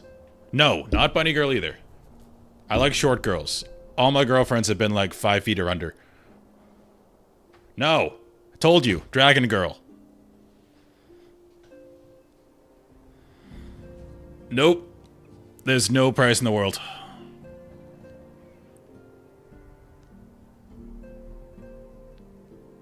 Nope. Not doing it. No. Emma, a lot of the fellas look like 7-year-olds. No, Dragon girl, yes. I like the dragon girls. That's anime enough, right? Also, this race, too. She's the Highlander female, I think? Minfilia? Try as I might, I cannot shake a creeping sense of dark foreboding. But it avails us not to fret about the unknown. We must concentrate instead on the problems of the present. The primals have been relatively quiet of late, and the beast tribes who summon them are under constant surveillance by the grand companies. Should any suspicious activity be afoot, you may be certain that we will hear of it. And until such time as a permanent solution to the primal problem has been found, we can do little but wait and observe. As for the Asians, Urianger is wholly dedicated to finding the means by which we may defeat the dark beings. Let us pray for good tidings on that front. 100 subs goal for Lala. Yeah, I'll do that, because that's not going to happen, so... 100 subs goal for Lala, why not? But all of you knew this already. Let us speak then of more current matters, in particular, the state of the Crystal Braves. Alphinaud did well to fund the organization, but ensuring its smooth operation is another matter entirely. Though I doubt not that he is doing his best, I felt that a helping hand or two would not go astray. To this end, I offered to send one of the Archons to assist him, but he declined. You know how he can be, independent to a fault, and singularly loath to accept help. Save, of course, when that help comes from you. Alphinaud has entrusted countless matters of import to your care in the past, and I believe he would not hesitate to do so again, were you to offer. I should be most grateful if you would go to him, and support him in whatever manner you are able.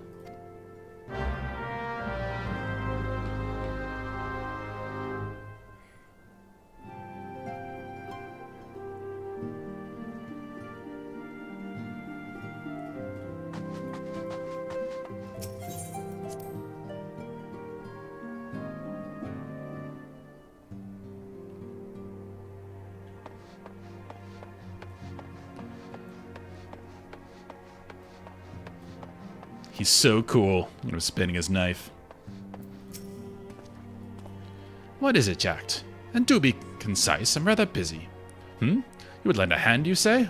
Well, now that you mention it, there is a matter that wants for my attention. Given its sensitive nature, I was hesitant to entrust it to my braves, but the demands upon my time are such that I had little choice. Which is not to say that my men want for labor. Though we are but newly formed, there is already a great demand for our services, and we are hard-pressed to answer all petitions. But I digress. The fact is, I would sooner attend to this particular matter myself, but my presence is required elsewhere. That being the case, I have entrusted its resolution to my second-in-command, Captain Ilbrid. Tell him that I sent you, and he will furnish you with the particulars. My thanks in advance, Jack. Okay. It is a very striking blue. It's not a bad look. I don't know what you would call that. It's like a darker periwinkle. Kind of purplish. It's pretty nice with the white, though. Hail to you, Scion. How might we serve you? Voice acting for this scene. Nice. The Alphinaud said he needed help. Commander Leveilleur bade you serve us? These are welcome tidings indeed, given the sensitive nature of the task. The more I'm looking at it, the more I like that blue and white. That is sharp.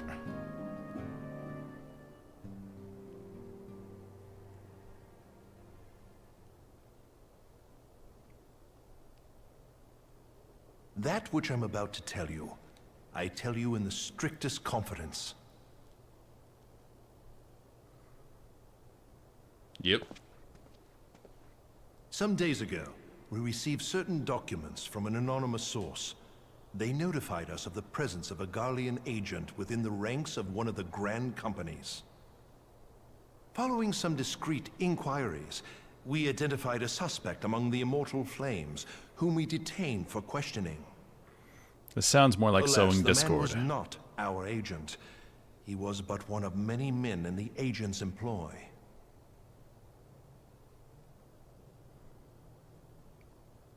We pressed the traitor for a name, but he had none to give. He claims never to have met his master, whom he knows only as the Ivy. He was, however, certain that this Ivy had coiled itself around every part of the Immortal Flames. It would seem our quarry joined the company some time ago, and gradually recruited others to his cause. These conspirators are the vines by which he learns our secrets, all without exposing himself. Maybe it is a real thing. Unless this guy's evil. To identify the Ivy I know this is going amidst bad this somehow, I tangled just mass of haven't figured out how subterfuge. yet. But we have a tendril in our hands, and we shall follow it all the way to the gnarled root. Because they wouldn't just drop that the Syndicate funded this Now, for no reason. much as I would prefer to proceed with due discretion, circumstances demand that this matter be settled post-haste.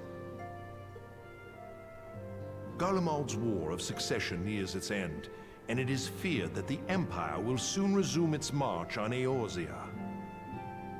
When it does, we can ill afford to have traitors in our midst. The Ivy must be rooted out now. They're sounding more and We more must begin by apprising General Reborn of our findings. like the Children of the Light I from would Wheel of ask Time. that you accompany me to the Hall of Flames. We must root out and evil. remain on hand to Who is see that evil? things We go decide who's smoothly. evil. Assuming the Ivy's tendrils are as widespread as we believe, he will be aware that an investigation is underway. And if that is the case, he may well move against us. We must be prepared for anything, while taking care not to betray our purpose by seeming prepared. A simple enough task for a one-man army like you.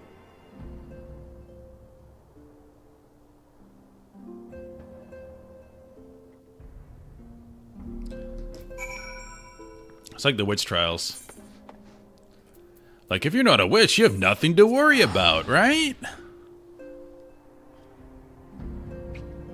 What was the test? Like, you throw them in the river, and if they float, they're a witch. If they sink, they're innocent. But they might die.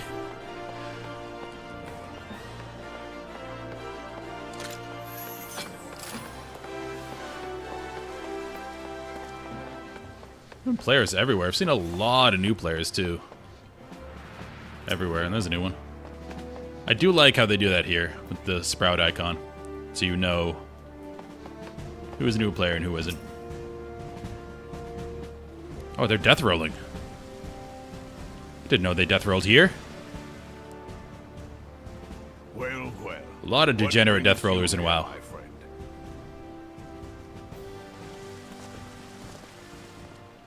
Give me your outfit, sir. He is here at my I could probably behest. dye mine to look like Greetings, that. I don't know if I can get the Reborn. white, It though. has been a while. Hilbert, you old scoundrel. When they told me you'd be visiting, I scarce Yeah, I believed think a lot of my people ears. play Classic WoW just to death roll.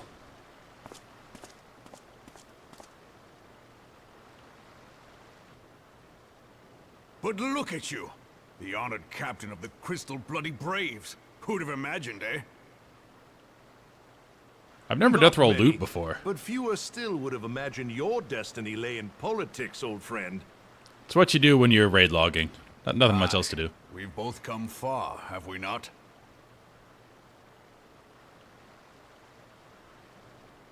Alright, there's going to be a betrayal, because they want to Makes you show wonder. these guys like each other, and Hilbert he's and going to I go betray back us somehow. A long way. We've been friends and rivals since we were lads. The last time we saw each other, Alamigo had just fallen, so you can guess how many summers it's been. And in all that time, not a word from the fool. Ah, well, my dealings tended toward the modest and mundane, unlike some I could mention. As I hear it, no sooner did you reach Thanalan than the brass blades clapped you in irons and dragged you off to die on the blood sands. Being a stubborn sort, you won 1,000 matches and earned yourself a place in the people's hearts while you were about it. Then, with your mountain of prize money, you bought the Colosseum and secured a seat on the Syndicate. Those balls, brother. Rags to riches does not do it justice. You're a hero to the common man. Bah, spare me. I am no hero. If anyone is worthy of that title, it's our friend here. Next to him, I'm little more than a glorified butcher. But you, Wilbert, you sell yourself short. By all accounts, you are an adventurer of some standing. I like to think that I did my part for the greater good. The But greater if you're no good. hero, then I'm no adventurer, not in this company. Anyway, Great movie. Hot Fuzz. I have tidings. So there has been progress. I've let it be known that this meeting is a reunion between old friends. None will give your visit a second thought. To convene elsewhere would only attract attention. Let us speak here, in plain view of all.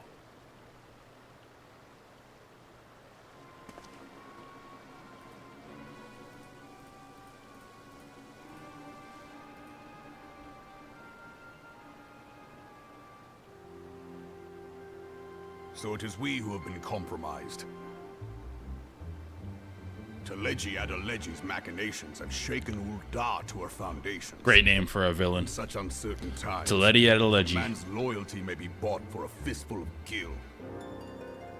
But if this snake has truly been in our midst for as long as you say, we must needs consider a far graver possibility. Conspiracy. Could it be that the Monitarists have been in league with the Empire from the first? Very well. I will have my most trusted men investigate the matter. Continue your inquiries in the meantime.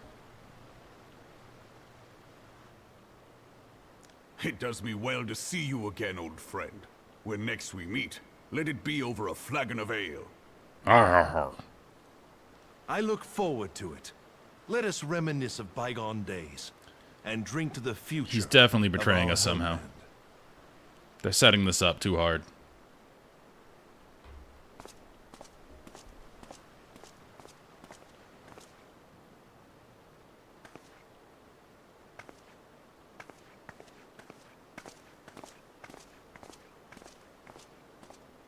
But snazzy outfit. Flame General. You wear the mantle well, old friend. I must work hard if I'm to keep up. Well, it would seem your services were not required after all. I dare say we have Roban's prudence to thank for that. Still, I was glad of your presence. My thanks, Scion. That's what I'm here for.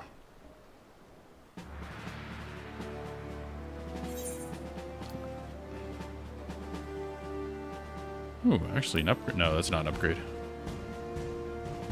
Because it's for the warrior. They look good, though. I like that. Interesting. Oh, we're taking...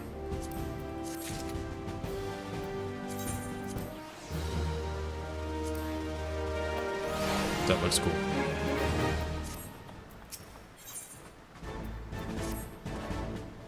Our hunt for the ivy begins in earnest, Scion.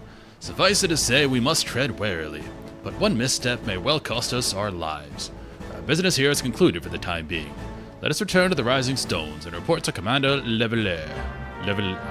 Still don't know how to pronounce that.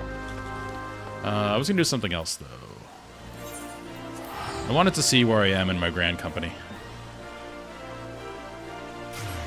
I think I did some of the kill quests.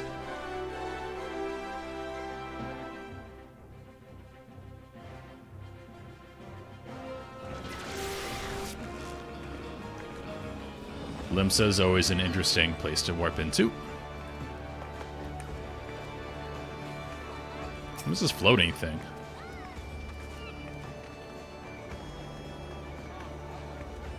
Is that an item?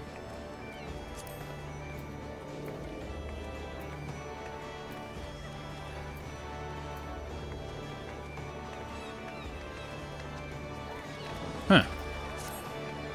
Looks cool, whatever it is. She looks badass. A lot of good looking stuff in this game. Anyway, I was going to Aft Castle.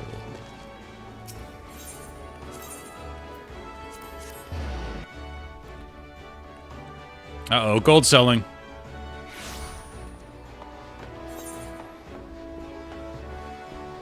It doesn't really matter. Like, Gil isn't a... Or not having Gil isn't really a hindrance in this game. Besides buying a house.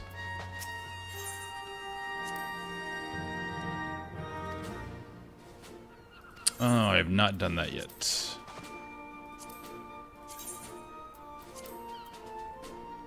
Oh, I have a lot to do left. Alright, we'll do that later. I don't think you can get the white lapels.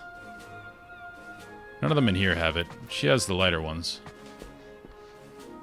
I really want the white lapels. I think that's like the highest rank you can get, which is reserved for NPCs.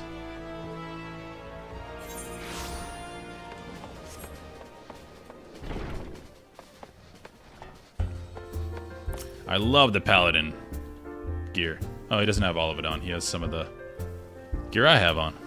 But yeah, the Paladin gear looks awesome.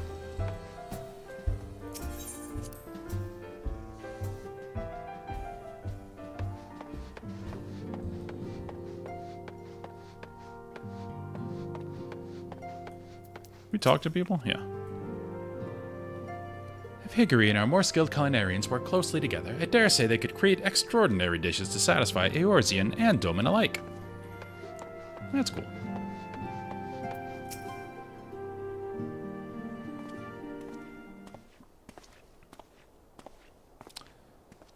To that outfit. We return from Ul'dah, Commander. And not a moment too soon, something has happened. Trouble? You will recall that the Fourth was tasked with reconnoitering the rendezvous site used by the Ivy's minion and his Imperial contacts. Soon after you left, we received word that the unit was ambushed en route to its destination. God damn it! That's fake. He knew. According to the report, one of ours has been taken captive. The Garleans are not wont to treat their foemen with dignity, and I have grave fears for her safety. We must dispatch a rescue party at once. Recall those braves who are afield. Begging your pardons, Commander, but we have not the time. Yep, he's evil. I'm afraid I must ask your aid once more, Scion. An ill-prepared rescue party will only serve the Garleans with more captives. Your time is of the essence. Simply put, you are the best chance we have. Captain Elbert has the right of it. I trust you are willing, but of course you are. Assuming my involvement.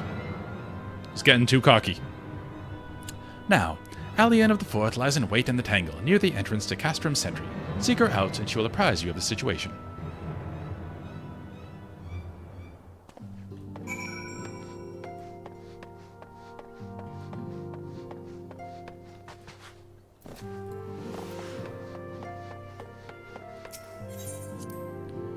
Wonder what level you're supposed to be when you get to Heaven's Word. Like, I'm 55 in my warrior. I'm already 54 on my bard. We'll go in there. 50. Okay, well, I'll be synced down for a lot of it then. At this point, it's like, why didn't I level a 3rd class? Probably could have. Or job, sorry. Wrong nomenclature.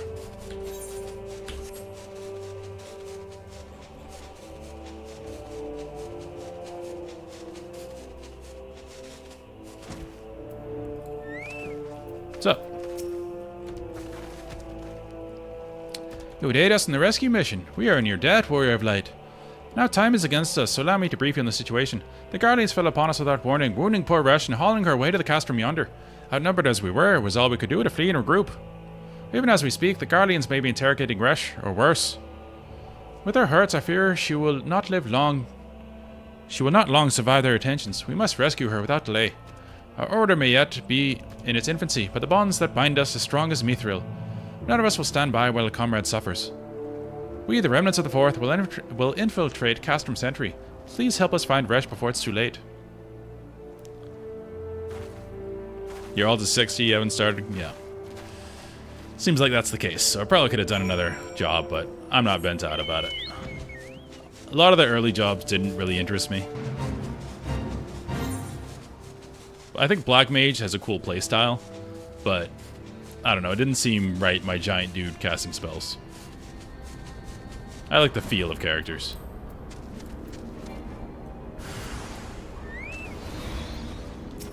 If the feels aren't good, I don't want to do it.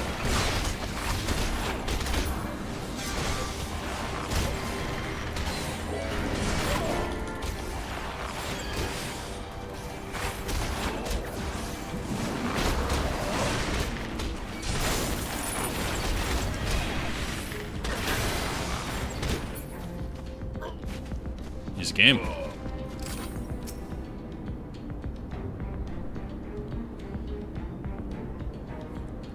I might grab the Dark Knight. That would be 2 tanks. But saying that, 2 tanks are easier to keep leveled because you can duty roulette and get a bunch of levels really quickly with a tank. Oh, where am I?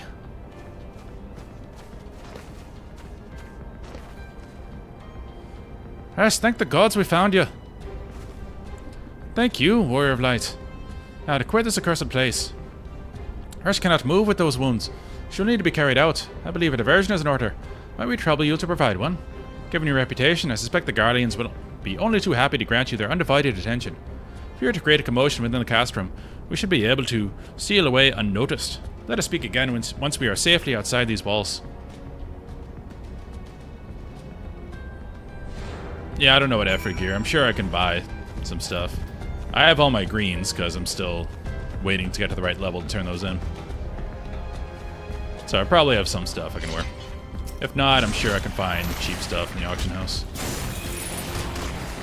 I can pretty much duty roulette the whole way up with the queues that tanks get. What do we got? AoE!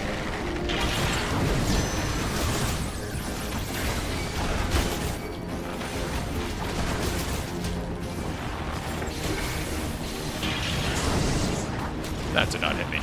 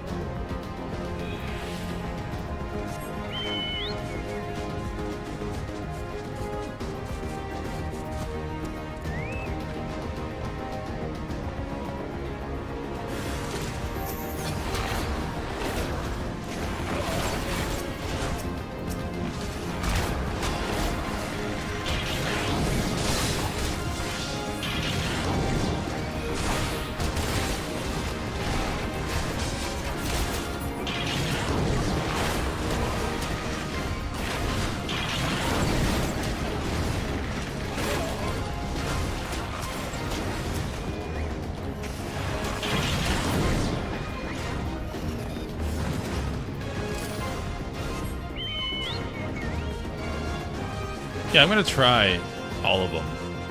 Just to see, again, what the feels are like. It's all about feels. I like that Bard isn't a standard 1-2-3 combo, it's all like proc-based. That's why they get paired well with the Warrior. Because Warrior is 1-2-3, 1-2-3, and then you throw in OptiCDs. Whereas Bard is basically just heavy shot, and then everything works off that. All your other cooldowns and dots and stuff. So it feels different.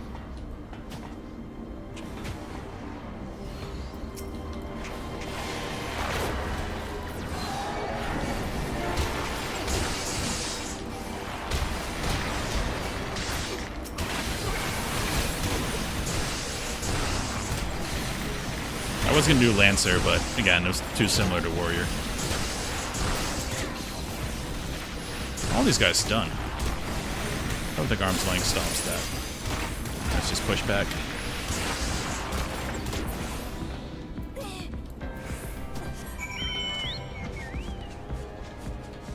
Hey, we got to play the game.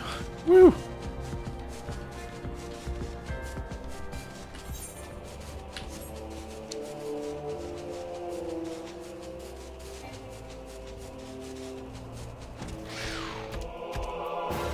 relax.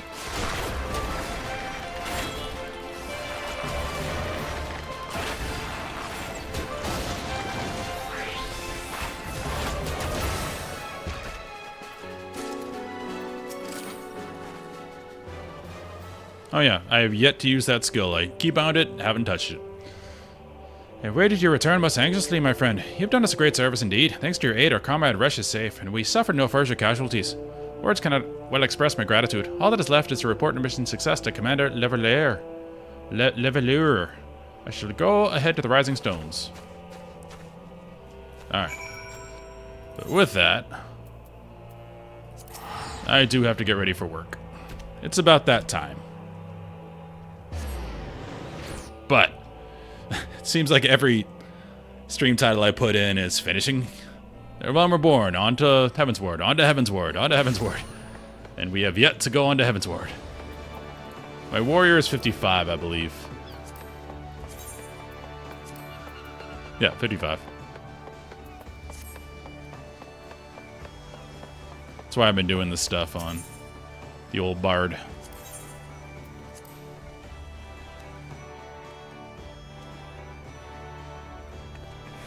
Tomorrow, we will really be on to Heavensward. I think.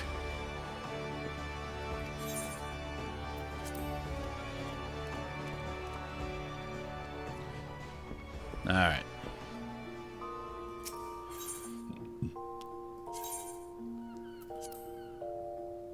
Hopefully. Finish tomorrow. I will attempt to have fun at work. We shall see. Anyway, thank you all for watching. Thanks a bunch for the subs as well. Really do appreciate that. Helps out a lot. And again, tomorrow, hopefully, we're on to Heavensward. Finally. Anyway, have a good day, guys. Thanks for watching.